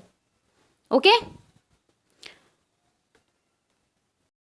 इसके बाद देखिए, यहाँ पे सरकार का जो 7th प्रायोरिटी एरिया है इंफ्रास्ट्रक्चर, उसके अंदर सरकार ने क्या क्या अनाउंसमेंट किया है। तो सबसे पहले तो सरकार ने बोला है, सबसे पहले तो यहाँ पे इंफ्रास्ट्रक्चर को इम्प्रूव करने के लिए 11,11,111 करोड़ का जो बजट है वो एलोकेट किया गया है और ये जो अमाउंट है वो GDP का 3.4% है। ओके, इन सब के अलावा सरकार ने बोला है कि वो स्टेट्स को वहाँ का इंफ्रास्ट्रक्चर इम्प्रूव करने के लिए 1.5 lakh crore long term interest free loan provide करेगा। ओके, इन सब के अलावा आपको पता होगा प्रधानमंत्री ग्राम सड़क योजना के बारे में। प्रधानमंत्री ग्राम सड़क योजना के तहत जो रूरल इलाका है वहाँ पे रोड्स को बिल्ड किया जाता है, वहाँ पे उसको इम्प्रूव किया जाता है।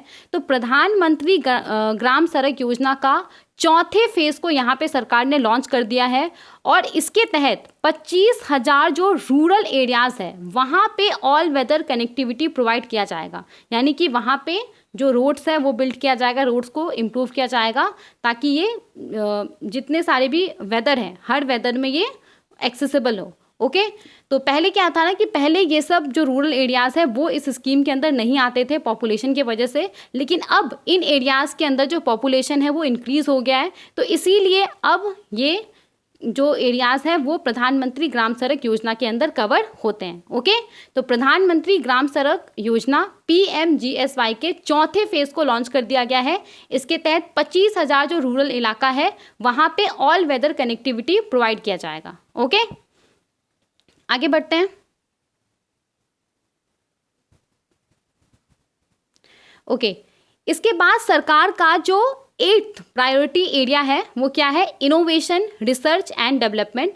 तो इसके लिए सरकार ने क्या क्या अनाउंस किया है, तो सबसे पहले तो सरकार ने बोला है कि सरकार एक ऐसा मैकेनिज्म सेट करेगा जिस मैकेनिज्म के थ्रू जो private sector driven research and innovation होता है ना उसको भी सपोर्ट किया जाएगा और इसके लिए सरकार 1 लाख करोड़ का एक फाइनेंसिंग पूल सेटअप करेगा। ओके तो प्राइवेट सेक्टर ड्रिवन रिसर्च और इनोवेशन को भी सरकार सपोर्ट करेगा, इसके लिए सरकार 1 लाख करोड़ का एक फाइनेंसिंग पूल जो है वो सेटअप करेगा। इन सब के अलावा स्पेस इकोनॉमी के बारे में आपको पता होगा। स्पेस इकोनॉमी का जब हम बात करते हैं ना तो इसके अंदर जितना भी इकोनॉमिक एक्टिविटीज़ होता है स्पेस से रिलेटेड, जैसे कि सैटेलाइट सर्वेस, उसके बाद आपका स्पेस टेक्नोलॉजी का मैन्युफैक्चरिंग, तो ये सब आता है। तो यहाँ पे सरकार ने क्या बोला है कि स्पेस इकोनॉमी के वो 5 गुना बढ़ाएगा आने वाले 10 सालों में और इसके लिए वो 1,000 करोड़ का वेंचर कैपिटल फंड इस्टेब्लिश करेगा। तो वेंचर कैपिटल फंड का जब हम बात करते हैं तो इसमें क्या होता है, इसमें इन्वेस्टर से पैसा लिया जाता है और जो अर्ली स्टेज या फिर ग्रोइंग कंपनीज होता है जिसमें काफ़ी ज़्यादा ग्रोथ का पोटेंशियल होता है उसमें इन्वेस्ट किया जाता है। ओके तो यहाँ पे क्या बोला जा रहा है कि जो स्पेस इकोनॉमी है हमारे देश का उसको 5 टाइम्स से बढ़ाया जाएगा आने वाले 10 ईयर्स में और इसके लिए 1,000 करोड़ का वेंचर कैपिटल फंड इस्टेब्लिश किया जाएगा। समझ में आ गया। इसके बाद सरकार का जो 9th प्रायोरिटी एरिया है वो है नेक्स्ट जनरेशन रिफॉर्म। तो इसके अंदर सरकार ने क्या क्या अनाउंस किया उसको देखते हैं। तो सबसे पहले तो सरकार ने बोला है कि जो श्रम सुविधा और समाधान पोर्टल है उसको अपग्रेड किया जाएगा, उसको इम्प्रूव किया जाएगा ताकि जो इंडस्ट्री है, ट्रेड है, उसके द्वारा जो अलग अलग रूल्स को कंप्लाई किया जाता है वो अब वो और आसान तरीके से कर सकें। तो सबसे पहले तो अगर हम श्रम सुविधा पोर्टल के बारे में बात करें तो श्रम सुविधा पोर्टल को ministry of labour and employment के द्वारा लॉन्च किया गया था। ये बेसिकली क्या है, ये एक यूनिफाइड ऑनलाइन प्लेटफॉर्म है और ये प्लेटफॉर्म किसके लिए है, तो जो बिजनेसेस हैं, इंडस्ट्रीज़ हैं, उसके लिए ये प्लेटफॉर्म है। इस प्लेटफॉर्म का इस्तेमाल करके वो अपना जो लेबर रेगुलेशंस होता है उसको कंप्लाई करते हैं। ओके उसी प्रकार से एक प्लेटफॉर्म है समाधान पोर्टल। तो समाधान पोर्टल भी ministry of labour and employment का एक इनिशिएटिव है और ये प्लेटफॉर्म करता क्या है, तो जो भी वर्कमैन है यानी कि जो भी लेबर है, जो ट्रेड यूनियंस होते हैं, जो स्टेक होल्डर्स होते हैं, उनका जो भी शिकायत रहता है इंडस्ट्रियल डिस्प्यूट को लेकर के, लेबर लॉ क्लेम को लेकर के, एम्प्लॉयमेंट इशू को लेकर के, तो उसके लिए ये पूरा प्लेटफॉर्म है समाधान पोर्टल। नाम से ही आपको समझ में आ रहा होगा। ठीक है तो यहाँ पे बजट में क्या अनाउंस किया गया है कि ये जो श्रम सुविधा पोर्टल है और जो समाधान पोर्टल है ना उसको इम्प्रूव किया जाएगा, उसको अपग्रेड किया जाएगा। ओके ताकि जो भी इंडस्ट्री एंड ट्रेड है उनके द्वारा जो नियम का पालन किया जाता है उसको वो और भी अच्छे तरीके से कर सके। इन सब के अलावा एक और बहुत बड़ा फैसला लिया गया यहाँ पे एक नए प्लान को लॉन्च किया गया है जिसका नाम है NPS वत्सल्य। और ये जो प्लान है ना सरकार ने बोला कि इसको वो इंट्रोड्यूस करेगा। इस प्लान के तहत पेरेंट्स और गार्डियन नेशनल पेंशन सिस्टम में कंट्रीब्यूट कर सकते हैं अपने माइनर चाइल्ड के बिहाफ पे। तो जो भी पेरेंट्स है, गार्डियन है, वो अपने बच्चे के बिहाफ पे NPS में कंट्रीब्यूट कर सकते हैं और जब उनका चाइल्ड 18 ईयर्स का हो जाएगा, जब वो एडल्ट हो जाएगा, तो इस NPS वत्सल्य अकाउंट को ईजिली जो रेगुलर NPS अकाउंट होता है उसमें कन्वर्ट किया जा सकता है। ओके तो यहाँ पे ये बहुत ही अच्छा स्कीम है सरकार का। यहाँ पे इसके पीछे में सोच क्या है कि जो पेरेंट्स हैं वो अपने बच्चे के लिए पहले से उसके फ्यूचर के लिए जो सेविंग्स है वो स्टार्ट कर दें। ठीक है, तो एनपीएस वात्सल्य को यहाँ पे इंट्रोड्यूस किया जाएगा। इसके तहत जो पेरेंट्स है, गार्डियन है, वो अपने माइनर चाइल्ड के बिहाफ पे नेशनल पेंशन सिस्टम में कंट्रीब्यूट कर सकते हैं, और जब वो बच्चा 18 ईयर्स का हो जाएगा, एडल्ट हो जाएगा, तो इस एनपीएस वात्सल्य अकाउंट को ईजिली जो रेगुलर एनपीएस अकाउंट होता है उसमें कन्वर्ट किया जा सकता है। समझ में आ गया? ओके। अब देखिए यहाँ पे क्योंकि एनपीएस के बारे में बात हुआ है, नेशनल पेंशन सिस्टम के बारे में, तो थोड़ा सा इसको हम देख लेते हैं। जो 5-6 इंपॉर्टेंट पॉइंट है उसको हम यहाँ पे देख लेते हैं, फिर हम आगे बढ़ेंगे। ओके, तो देखिए यहाँ पे अगर हम नेशनल पेंशन सिस्टम एनपीएस के बारे में बात करें तो इसको 1 जनवरी 2004 को लॉन्च किया गया था, और जब इसको लॉन्च किया गया था तो सिर्फ गवर्नमेंट एम्प्लॉयज़ के लिए लॉन्च किया गया था। लेकिन बाद में इसके 5 साल के बाद 2009 में जो प्राइवेट सेक्टर के एम्प्लॉयज़ हैं ना, उसके लिए भी इसको ओपन कर दिया गया। इस स्कीम के तहत होता क्या है, तो इस स्कीम के तहत अगर कोई व्यक्ति है, कोई इंडिविजुअल है, उसका जो वर्किंग ईयर्स है, जब वो काम कर रहा है तो काम करने के दौरान वो कुछ कुछ पैसा इसमें अपना कंट्रीब्यूट करता है, और जब वो रिटायर हो जाता है तो उसने जो पैसा कंट्रीब्यूट किया है उसके आधार पे उसको पेंशन प्रोवाइड किया जाता है। ओके, तो यही है नेशनल पेंशन सिस्टम। अब देखिए गवर्नमेंट एम्प्लॉयज़ के लिए ना एनपीएस में कंट्रीब्यूट करना मैंडेटरी है, लेकिन प्राइवेट सेक्टर के एम्प्लॉय के लिए वॉलेंटरी है। वो चाहे तो कंट्रीब्यूट कर सकता है, अगर वो नहीं चाहे तो कंट्रीब्यूट नहीं भी कर सकता है। ये जो नेशनल पेंशन सिस्टम है इसको रेगुलेट कौन करता है, तो दिस इज़ वेरी इंपॉर्टेंट। कौन इसको रेगुलेट करता है? Pension fund regulatory and development authority, PFRDA इसको रेगुलेट करता है, जो पीएफआरडीए एक्ट 2013 है उसके तहत। समझ में आ गया? ओके, तो यहाँ पे हमने देख लिया कि जो 9 प्रायोरिटीज एरिया है उसके तहत सरकार ने क्या क्या अनाउंसमेंट किया है। ओके, अब हम यहाँ पे बात करने वाले हैं कि सरकार ने फाइनेंशियल ईयर 2024-25 के लिए क्या क्या एस्टिमेट किया है। ओके, तो ये भी ध्यान से समझिएगा क्योंकि यहाँ पे आपको बहुत सारा नंबर्स दिखेगा। तो देखिए यहाँ पे क्या बोला गया है कि फाइनेंशियल ईयर 2024-25 में ये एस्टिमेट किया जा रहा है कि सरकार का जो टोटल रिसीट होगा, यानी कि अलग अलग सोर्सेज से सरकार के पास जो पैसा आएगा वो 32.07 लाख करोड़ होगा, और अदर देन बोरोइंग्स, मतलब कि बोरोइंग को छोड़ करके अलग अलग सोर्सेज से सरकार के पास जो पैसा आएगा वो कितना होगा? 32.07 लाख करोड़। ओके, इसके बाद सरकार का जो टोटल एक्सपेंडिचर होगा जो कि एस्टिमेट किया जा रहा है वो कितना होगा? 48.21 lakh crore. Okay, financial year 2024-25 के लिए ये एस्टिमेशन किया गया है कि सरकार का टोटल रिसीट 32.07 लाख करोड़ होगा, और सरकार का जो टोटल एक्सपेंडिचर है वो 48.21 लाख करोड़ होगा। ओके, इसके बाद सरकार का जो नेट टैक्स रिसीट होगा वो कितना एस्टिमेट किया गया है, मतलब कि सरकार के पास जो अलग अलग टैक्स से पैसा आएगा वो कितना एस्टिमेट किया गया है? 25.83 लाख करोड़। ओके, और सरकार का जो फिजिकल डेफिसिट है वो एस्टिमेट किया गया है एट 4.9% ऑफ जीडीपी। ओके, इन सब के अलावा देखिए यहाँ पे सरकार का जो ग्रॉस मार्केट बोरोइंग है वो एस्टिमेट किया गया है 14.01 लाख करोड़ ड्यूरिंग 2024-25, यानी कि फाइनेंशियल ईयर 2024-25 के अंदर सरकार के द्वारा सिक्योरिटीज़ इशू करके, बॉन्ड्स इशू करके जो फंड रेज किया जाएगा वो कितना एस्टिमेट किया गया है? 14.01 लाख करोड़।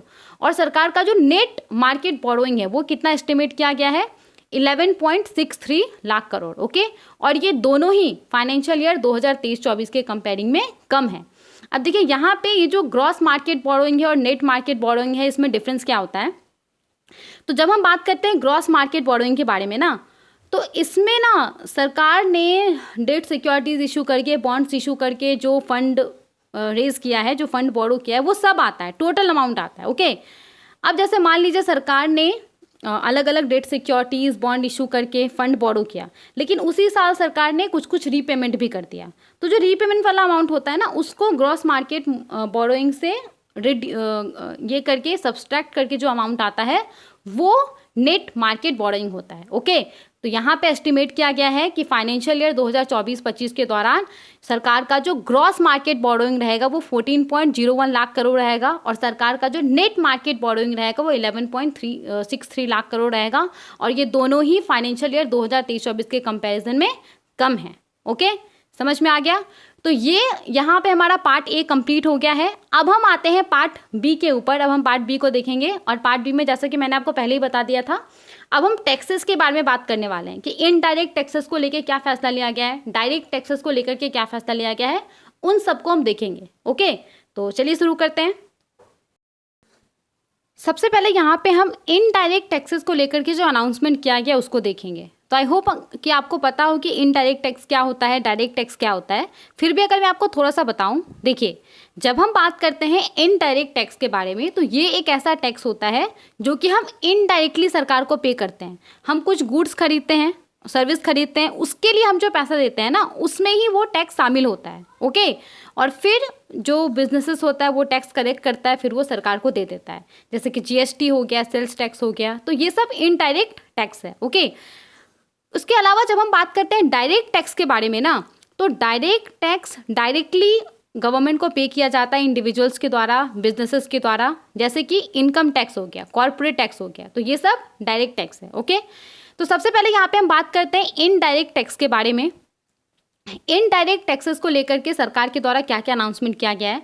तो सबसे पहले तो सरकार ने यहाँ पे बोला है कि जो कैंसर पेशेंट है, कैंसर पेशेंट को रिलीफ देने के लिए सरकार ने 3 और मेडिसिन्स के ऊपर कस्टम ड्यूटी को पूरे तरीके से हटा दिया है।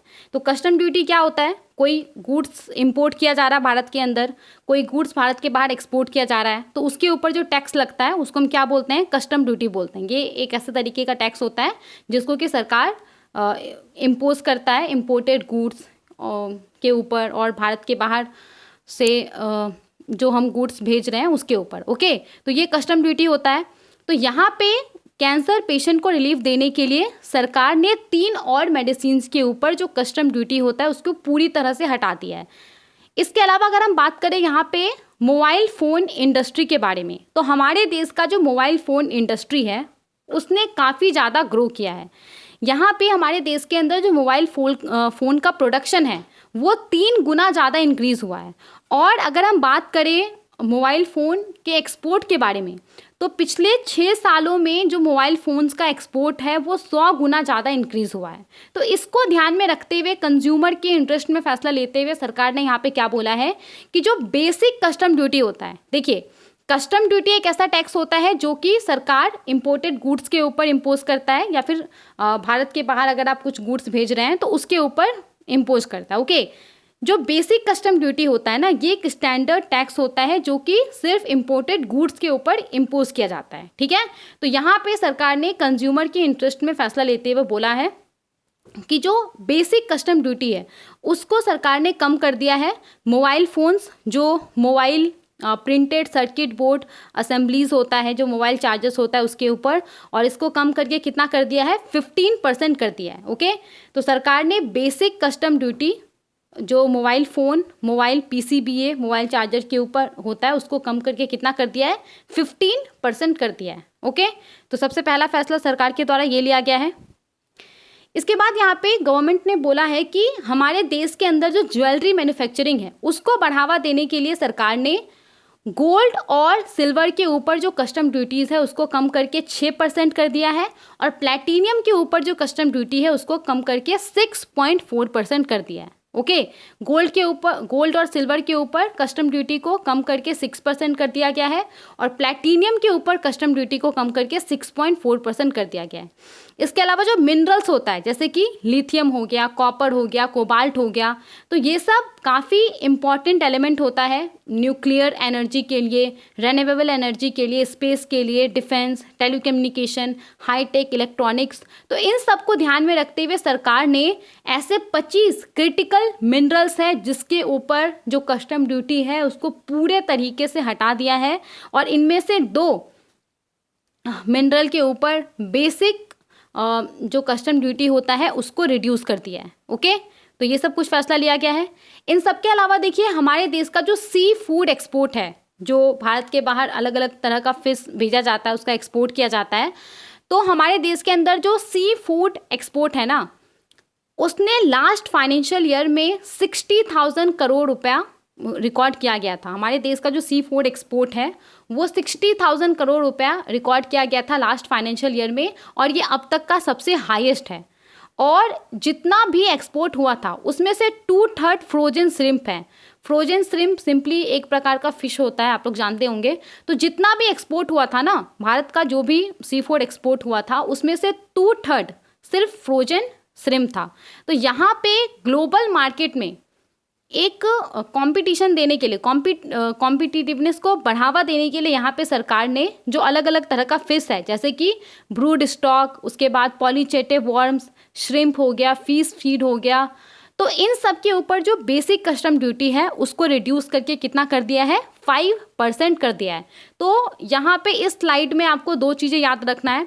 सबसे पहले तो भारत का जो सी फूड एक्सपोर्ट है उसको लास्ट फाइनेंशियल ईयर में 60,000 करोड़ रुपीज़ रिकॉर्ड किया गया था, ओके। और इसमें से 2/3 जो था वो फ्रोजन श्रिम्प था।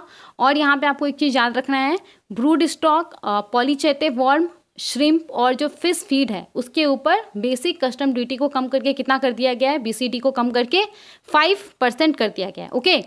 तो ये सब कुछ इंपॉर्टेंट अनाउंसमेंट हुआ है इनडायरेक्ट टैक्सेस को लेकर के, समझ में आ गया। अब हम आगे बढ़ते हैं और अब हम बात करते हैं डायरेक्ट टैक्सेस को लेकर के जो सरकार ने फैसला लिया है उसके बारे में, ठीक है। देखिए, डायरेक्ट टैक्सेस को लेकर के सरकार ने जो भी फैसला लिया है उसको समझने से पहले आपको कुछ बेसिक्स पता होना चाहिए। जैसे कि आपको ये पता होना चाहिए कि हमारे देश के अंदर ना 2 टैक्स रिजीम है, यानी कि 2 सेट्स ऑफ रूल है जिसके अकॉर्डिंग लोग टैक्स पे करते हैं। एक तो है ओल्ड टैक्स रिजीम और एक है न्यू टैक्स रिजीम, ओके। तो 2020 में न्यू टैक्स रिजीम को भारत के अंदर इंट्रोड्यूस किया गया था, फाइनेंशियल ईयर 2020-21 से इफेक्टिव हो गया था। और जब इसको अनाउंस किया गया था ना, तो उस समय ये ऑप्शनल था, यानी कि अगर कोई टैक्स पेयर है और उसको जो न्यू टैक्स रिजीम अनाउंस किया गया था उसके तहत टैक्स पे करना है तो उसको स्पेसिफिकली न्यू टैक्स रिजीम को चूज़ करना पड़ता था। लेकिन 1 अप्रैल 2023 से इसको डिफ़ॉल्ट ऑप्शन कर दिया गया। और अब अगर किसी इंडिविजुअल को ना ओल्ड टैक्स रिजीम के अंदर टैक्स पे करना होता है, ओल्ड टैक्स रिजीम के अंदर जो अलग अलग प्रकार का एग्जेम्पशंस होता है, डिडक्शंस होता है, वो उसको क्लेम करना होता है, तो उसके लिए उसको स्पेसिफिकली ओल्ड टैक्स रिजीम को ऑप्ट करना होता है। डोंट वरी, बहुत सारा चीज़ आपको समझ में नहीं आ रहा होगा, मैं धीरे धीरे आपको सब समझा दूंगी। तो सबसे पहले तो यहाँ पे आपको 2 टर्म दिख रहा होगा, एग्जम्पशंस और डिडक्शंस। तो ये होता क्या है उसको हम समझ लेते हैं। देखिए, एग्जम्पशंस और डिडक्शंस और कुछ भी नहीं है, ये बेसिकली क्या करता है, आपका जो टैक्सेबल इनकम होता है ना, जिस इनकम के ऊपर आपको टैक्स देना होता है उसको ये रिड्यूस कर देता है।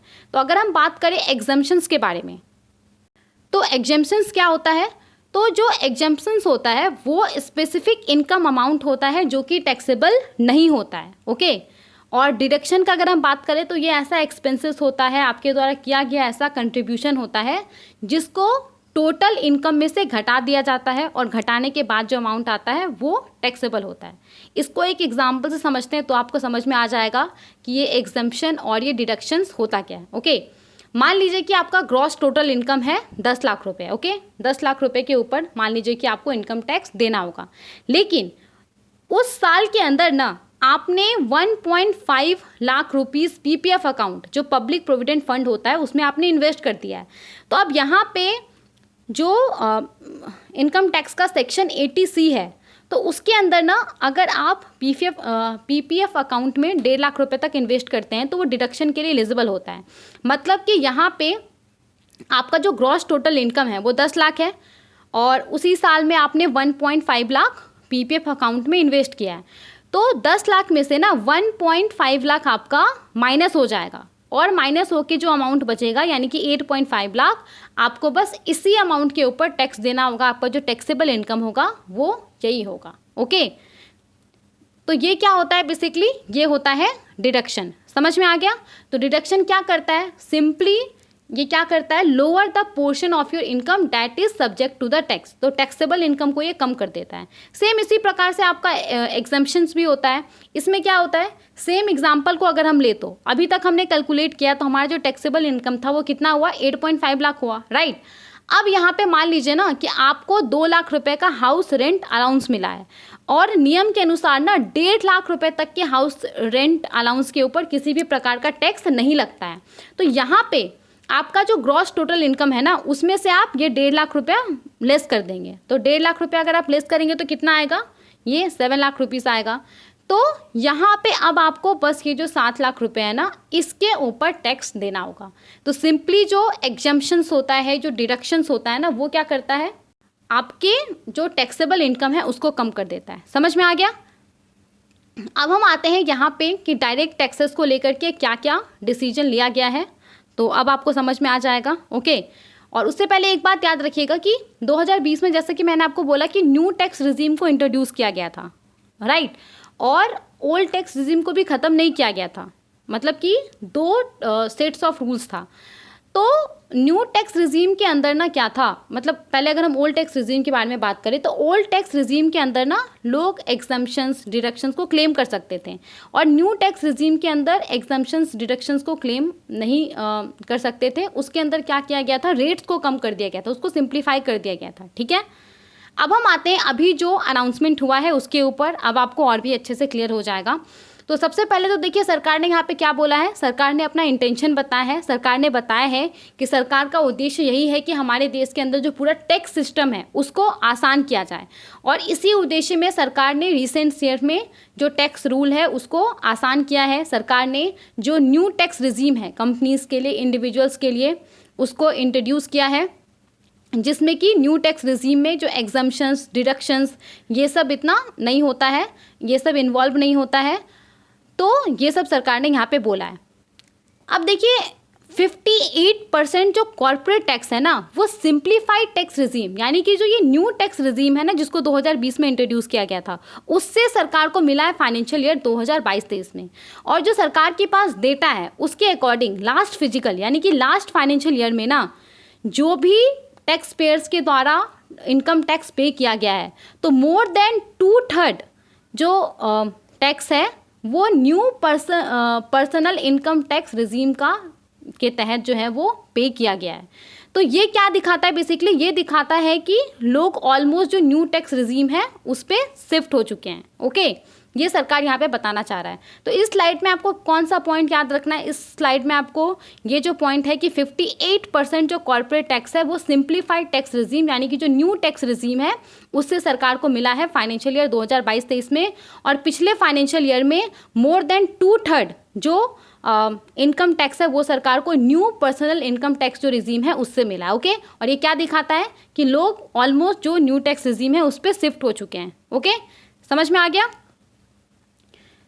अब यहाँ पे फैसला क्या लिया गया है, देखिए सबसे पहले तो यहाँ पे सरकार ने बोला है कि फाइनेंशियल एसेट्स के ऊपर कुछ जो फाइनेंशियल एसेट्स है, फाइनेंशियल एसेट्स के ऊपर लोगों को जो शॉर्ट टर्म गेन होता है तो उसके ऊपर अब 20% रेट के हिसाब से जो टैक्स है वो इम्पोज किया जाएगा। नाउ यहाँ पे कोई स्टॉक्स है, कोई बॉन्ड्स है, अगर आप उसको बाई करते हैं और अगर आप उसको 1 साल के अंदर सेल कर देते हैं तो वो जो आपको प्रॉफिट होता है ना वो शॉर्ट टर्म कैपिटल गेन कहलाता है। तो उसके ऊपर सरकार ने जो टैक्स है उसको कितना कर दिया है, 20% कर दिया है। ओके, 20% रेट के हिसाब से जो टैक्स है वो उसके ऊपर इम्पोज किया जाएगा। समझ में आ गया। इसके बाद जितना भी फाइनेंशियल और नॉन फाइनेंशियल एसेट है, फाइनेंशियल एसेट तो आपको समझ में आ गया, बॉन्ड्स हो गया, स्टॉक्स हो गया, और नॉन फाइनेंशियल एसेट क्या हो गया, प्रॉपर्टीज़ हो गया।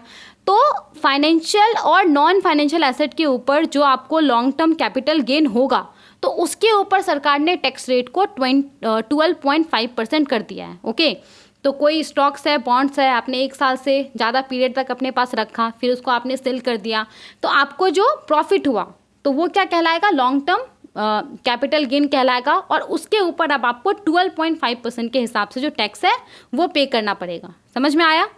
इसके बाद देखिए यहाँ पे क्या किया गया है ना, जो लोअर और मिडिल इनकम क्लासेस हैं उनको बेनिफिट प्रोवाइड करने के लिए सरकार ने यहाँ पे कैपिटल गेन का जो एग्जम्पशन लिमिट था उसको यहाँ पे सरकार ने बढ़ा दिया है कुछ फाइनेंशियल एसेट के ऊपर। यानी कि कुछ फाइनेंशियल एसेट ऐसा है जिसको अगर आप सेल करेंगे और उसके ऊपर आपको जो प्रॉफिट गेन होगा, तो अगर वो प्रॉफिट 1.25 लाख रुपए तक है पर ईयर, तो उसके ऊपर आपको किसी भी प्रकार का जो टैक्स है, नहीं तो किसी भी प्रकार का जो टैक्स है वो आपको नहीं देना पड़ेगा। ओके, समझ में आया। तो यहाँ पे सरकार ने जो लोअर और मिडिल इनकम क्लासेस है उसके बेनिफिट में ये फैसला लिया है। सरकार ने यहाँ पे जो कुछ फाइनेंशियल एसेट के ऊपर कैपिटल गेन के लिए एग्जम्पशन लिमिट है उसको सरकार ने कितना कर दिया इंक्रीज करके 1.25 लाख रुपीज़ पर ईयर कर दिया है। यानी कि कोई फाइनेंशियल एसेट है, आपने इसको होल्ड किया हुआ है, आपने सेल कर दिया, 1 साल के अंदर सेल कर दिया या फिर 1 साल से ज़्यादा पीरियड के बाद आपने उसको सेल किया और उसके ऊपर जो आपको प्रॉफिट हुआ है, तो अगर वो जो आपको कैपिटल गेन हुआ है अगर वो 1.25 लाख रुपीज़ तक है पर ईयर, तो इसके ऊपर आपको किसी भी प्रकार का टैक्स नहीं देना पड़ेगा। I hope this is clear, समझ में आ गया। आगे बढ़ते हैं। अब देखिए यहाँ पे लॉन्ग टर्म का मतलब क्या है। तो शॉर्ट टर्म तो आपको समझ में आ गया होगा कि कोई फाइनेंशियल एसेट है, उसको आपने खरीदा और उसको आपने 1 साल के अंदर ही सेल कर दिया, तो उसके ऊपर वो सबसे पहले तो वो शॉर्ट टर्म इन्वेस्टमेंट कहलाएगा और उसके ऊपर जो आपको प्रॉफिट होगा वो शॉर्ट टर्म कैपिटल गेन कहलाएगा। ओके, लॉन्ग टर्म इन्वेस्टमेंट का अगर हम बात करें तो उसको डिफाइन किया गया है, लिस्टेड फाइनेंशियल एसेट, कोई लिस्टेड स्टॉक है, बॉन्ड है, उसको आपने 1 साल से ज़्यादा पीरियड तक अगर अपने पास रखा तो वो लॉन्ग टर्म इन्वेस्टमेंट के तौर पे क्लासीफाई किया जाएगा। जबकि अनलिस्टेड फाइनेंशियल एसेट या फिर जितना भी नॉन फाइनेंशियल एसेट है उसको आपको कम से कम अपने पास 2 साल तक रखना होगा, उसके बाद ही वो as a long term investment के तौर पे क्लासीफाई होगा। उसके ऊपर आपको जो भी प्रॉफिट होगा जब आप उसको सेल करेंगे, उसके ऊपर जो भी आपको प्रॉफिट होगा वो लॉन्ग टर्म कैपिटल गेन कहलाएगा। ओके, क्लियर हो गया यहाँ तक। देखिए अगर आपको कुछ कुछ पॉइंट समझ में नहीं आता है तो आप कमेंट में हमसे पूछ सकते हैं, हम उसका रिप्लाई ज़रूर देंगे, या फिर आप उसको एक बार रिपीट भी करके सुन सकते हैं। ओके, लेकिन फिर भी अगर समझ में नहीं आता है तो प्लीज़ आप कमेंट में पूछिए, हम उसका रिप्लाई ज़रूर देंगे। ओके, समझ में आ गया।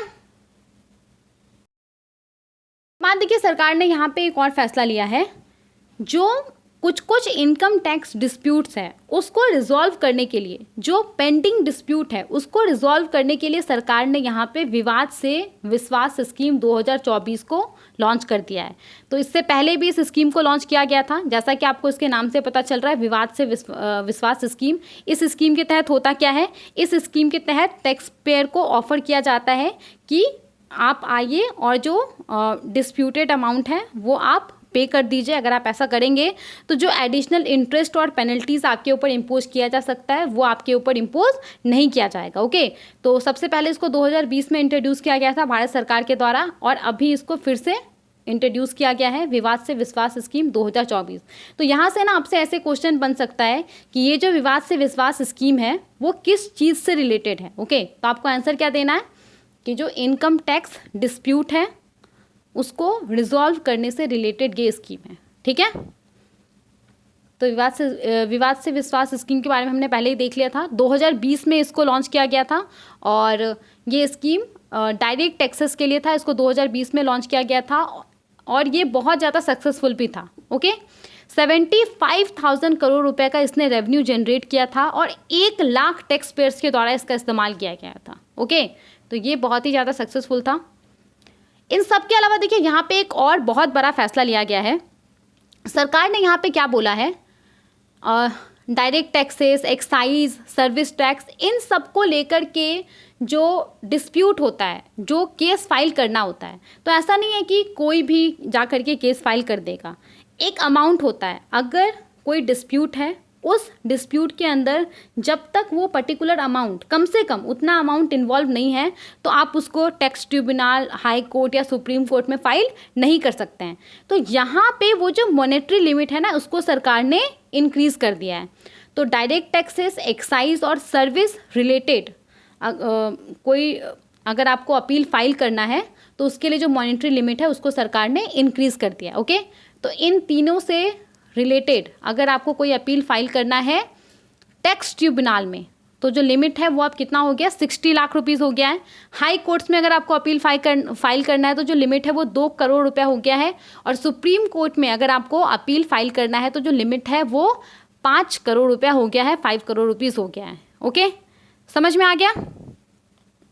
इन सब के अलावा देखिए यहाँ पे जो सोशल सिक्योरिटी बेनिफिट है उसको इम्प्रूव करने के लिए अभी एम्प्लॉयर के द्वारा जो एम्प्लॉय के सैलरी में से एनपीएस के लिए, नेशनल पेंशन सिस्टम के लिए जो पैसा डिडक्ट किया जाता है ना, तो अभी तक वो अप टू 10% हो सकता था। ओके, अब इसको सरकार ने क्या किया है, इसको सरकार ने इंक्रीज़ कर दिया है। अब ये अप टू 14% तक हो सकता है ऑफ द एम्प्लॉयज़ सैलरी। समझ में आ गया। तो सोशल सिक्योरिटी बेनिफिट को इम्प्रूव करने के लिए यहाँ पे जो एम्प्लॉयर है, एम्प्लॉयज़ के सैलरी से अप टू 14% तक डिडक्ट कर सकता है। ठीक है, क्लियर। पहले ये 10% था, अब इस लिमिट को बढ़ा करके 14% कर दिया गया है। एनपीएस के बारे में तो हमने पहले ही बात कर लिया था। आगे देखते हैं। नाउ अब हम बात करने वाले हैं पर्सनल इनकम टैक्स के बारे में, तो इसको ध्यान से समझिएगा। ओके, सबसे पहले तो यहाँ पे क्या बोला गया है, जो स्टैंडर्ड डिडक्शन है सैलरीड एम्प्लॉयज़ के लिए, उसको यहाँ पे इंक्रीज कर दिया गया है। पहले ये 50,000 था, अब इसको बढ़ा करके 75,000 रुपीज़ कर दिया गया है। इसका मतलब क्या है, सबसे पहले तो स्टैंडर्ड डिडक्शन होता क्या है, ये एक फिक्स्ड अमाउंट होता है, और ये जो फिक्स्ड अमाउंट होता है ना, ये सैलरीड एम्प्लॉयज़ जो होता है वो अपने ग्रॉस इनकम से डिडक्ट करता है, और उसके बाद ही वो जो डिडक्ट करने के बाद जो अमाउंट आता है वही टैक्सेबल अमाउंट होता है। ओके, जैसे कि मान लीजिए ना कि कोई व्यक्ति है और उसका 2 लाख रुपया इनकम है, टैक्सेबल इनकम है। ओके, तो और स्टैंडर्ड डिडक्शन जो है वो 50,000 रुपये है, तो वो 50,000 रुपये माइनस कर देगा और 1,50,000 रुपये के ऊपर ही उसको टैक्स देना पड़ेगा। ओके, ये बस मैंने ऐसे आपको एग्जाम्पल समझने के लिए बस आपको एक एग्जांपल से समझा दिया है। तो यहाँ पे जो स्टैंडर्ड डिडक्शन है सैलरीड एम्प्लॉय के लिए, उसको यहाँ पे इंक्रीज कर दिया गया है। पहले ये 50,000 था, अभी इसको इंक्रीज करके कितना कर दिया गया है, 75,000 रुपीज़ कर दिया गया है। यानी कि सैलरीड एम्प्लॉयज़ का जो टोटल इनकम होगा उसमें से 75,000 रुपीज़ डिडक्ट करने के बाद जो अमाउंट आएगा वही टैक्सेबल इनकम होगा। Is this clear.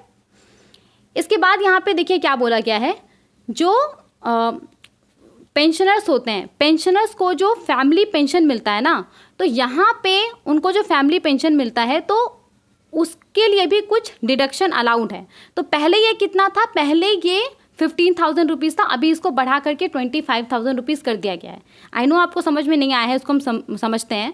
जैसे कि मान लीजिए ना एक पेंशनर्स है और उसको ना फैमिली पेंशन मिलता है, और उसका जो ग्रॉस इनकम है ना वो लेट्स से कि 2 लाख रुपए है। ठीक है, तो पहले क्या था ना कि पहले 2 लाख रुपए में से वो 15,000 रुपये माइनस कर देता था, 1,85,000 रुपये आ गया, और इसके ऊपर ही वो टैक्स देता था। ठीक है, लेकिन अब इस लिमिट को बढ़ा करके कितना कर दिया गया है, 25,000 कर दिया गया है। यानी कि अब अगर कोई पेंशनर है उसको फैमिली पेंशन मिल रहा है, तो यहाँ पे मान लीजिए कि उसका ग्रॉस इनकम अगर 2 लाख रुपए है, तो अब उसमें से वो 15,000 घटाने की जगह 25,000 घटाएगा, और उसके बाद जो अमाउंट आएगा उसके ऊपर वो टैक्स पे करेगा। मतलब कि हमारे एग्जाम्पल में अगर कोई पेंशनर है, वो फैमिली पेंशन उसको मिल रहा है, उसका ग्रॉस इनकम 2 लाख रुपए है, तो वो 2 लाख रुपए में से 25,000 रुपये डिडक्ट कर देगा, और उसके बाद जो अमाउंट आएगा यानी कि 1,75,000 रुपये, तो इसके ऊपर वो टैक्स पे करेगा। ओके, समझ में आया आपको।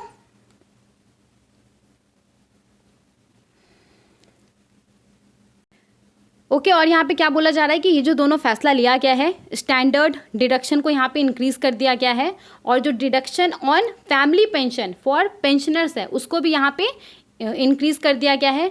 तो ये जो दोनों फैसला लिया गया है, इससे तकरीबन 4 करोड़ जो सैलरीड इंडिविजुअल्स है और जो पेंशनर्स है उसको यहाँ पे बेनिफिट मिलने वाला है। समझ में आ गया, ये क्लियर हो गया। ओके, नाउ अब हम यहाँ पे न्यू टैक्स रिजीम के बारे में बात करने वाले हैं। तो जो न्यू टैक्स रिजीम है उसके अंदर जो टैक्स रेट्स है आप देख सकते हैं, इसको यहाँ पे रिवाइज कर दिया गया है। तो देखिए, अगर कोई व्यक्ति है उसका इनकम 3 लाख रुपए तक है, तो उसको उसके ऊपर किसी भी प्रकार का टैक्स नहीं देना पड़ेगा। 3 लाख से 7 लाख रुपए तक इनकम के ऊपर 5% के हिसाब से टैक्स इम्पोज किया जाएगा। मतलब कि कोई इंडिविजुअल है, उसका सैलरी लेट्स से कि 4 लाख रुपए है, तो ऐसा नहीं है कि पूरा 4 लाख रुपए के ऊपर 5% के हिसाब से उसको इंटरेस्ट देना पड़ेगा। नहीं, ऐसा नहीं होता है। 3 लाख रुपए तक तो एग्जेम्प्टेड है, उसको बस 1 लाख रुपए के ऊपर 5% के हिसाब से इंटरेस्ट पे करना पड़ेगा। ओके, अब देखिए, अगर मैं चाहूँ ना तो मैं इसको पूरे अच्छे से एक्सप्लेन कर सकती हूँ कि किस तरीके से जो टैक्स है वो कैलकुलेट किया जाता है, बट आई डोंट थिंक कि ये अभी ज़रूरी है, क्योंकि ये जो सेशन है, ये जो लेक्चर है वो एजुकेशनल पर्पस से है।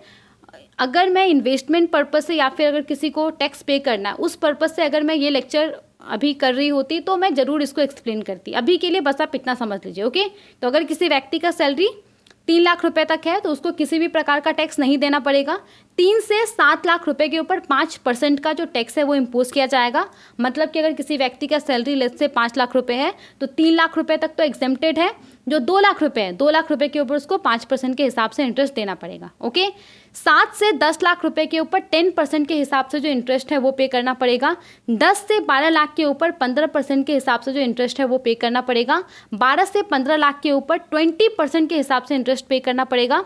और 15 लाख रुपए से एबव अमाउंट के ऊपर 30% का जो टैक्स रेट है वो एप्लीकेबल होगा। ओके, आप चाहें तो उसको पॉज करके एक बार अच्छे से पढ़ सकते हैं। ठीक है, समझ में आ गया। अब देखिए यहाँ पे जो चेंजेस हुआ है टैक्स रेट में, तो उससे बोला जा रहा है कि जो सैलरीड एम्प्लॉयज़ हैं वो न्यू टैक्स रिजीम के तहत तकरीबन 17,500 रुपीज़ वो अपना बचा सकते हैं। ओके, तो ये सब कुछ इम्पॉर्टेंट अनाउंसमेंट था यूनियन बजट 2024-25 के अंदर। आई होप आपको ये लेक्चर इन्फॉर्मेटिव लगा होगा। Thank you so much for watching. कोई भी अगर आपको कन्फ्यूजन आता है तो प्लीज़ कमेंट में लिखिए, हम उसका रिप्लाई ज़रूर देंगे। Okay, thank you so much for watching.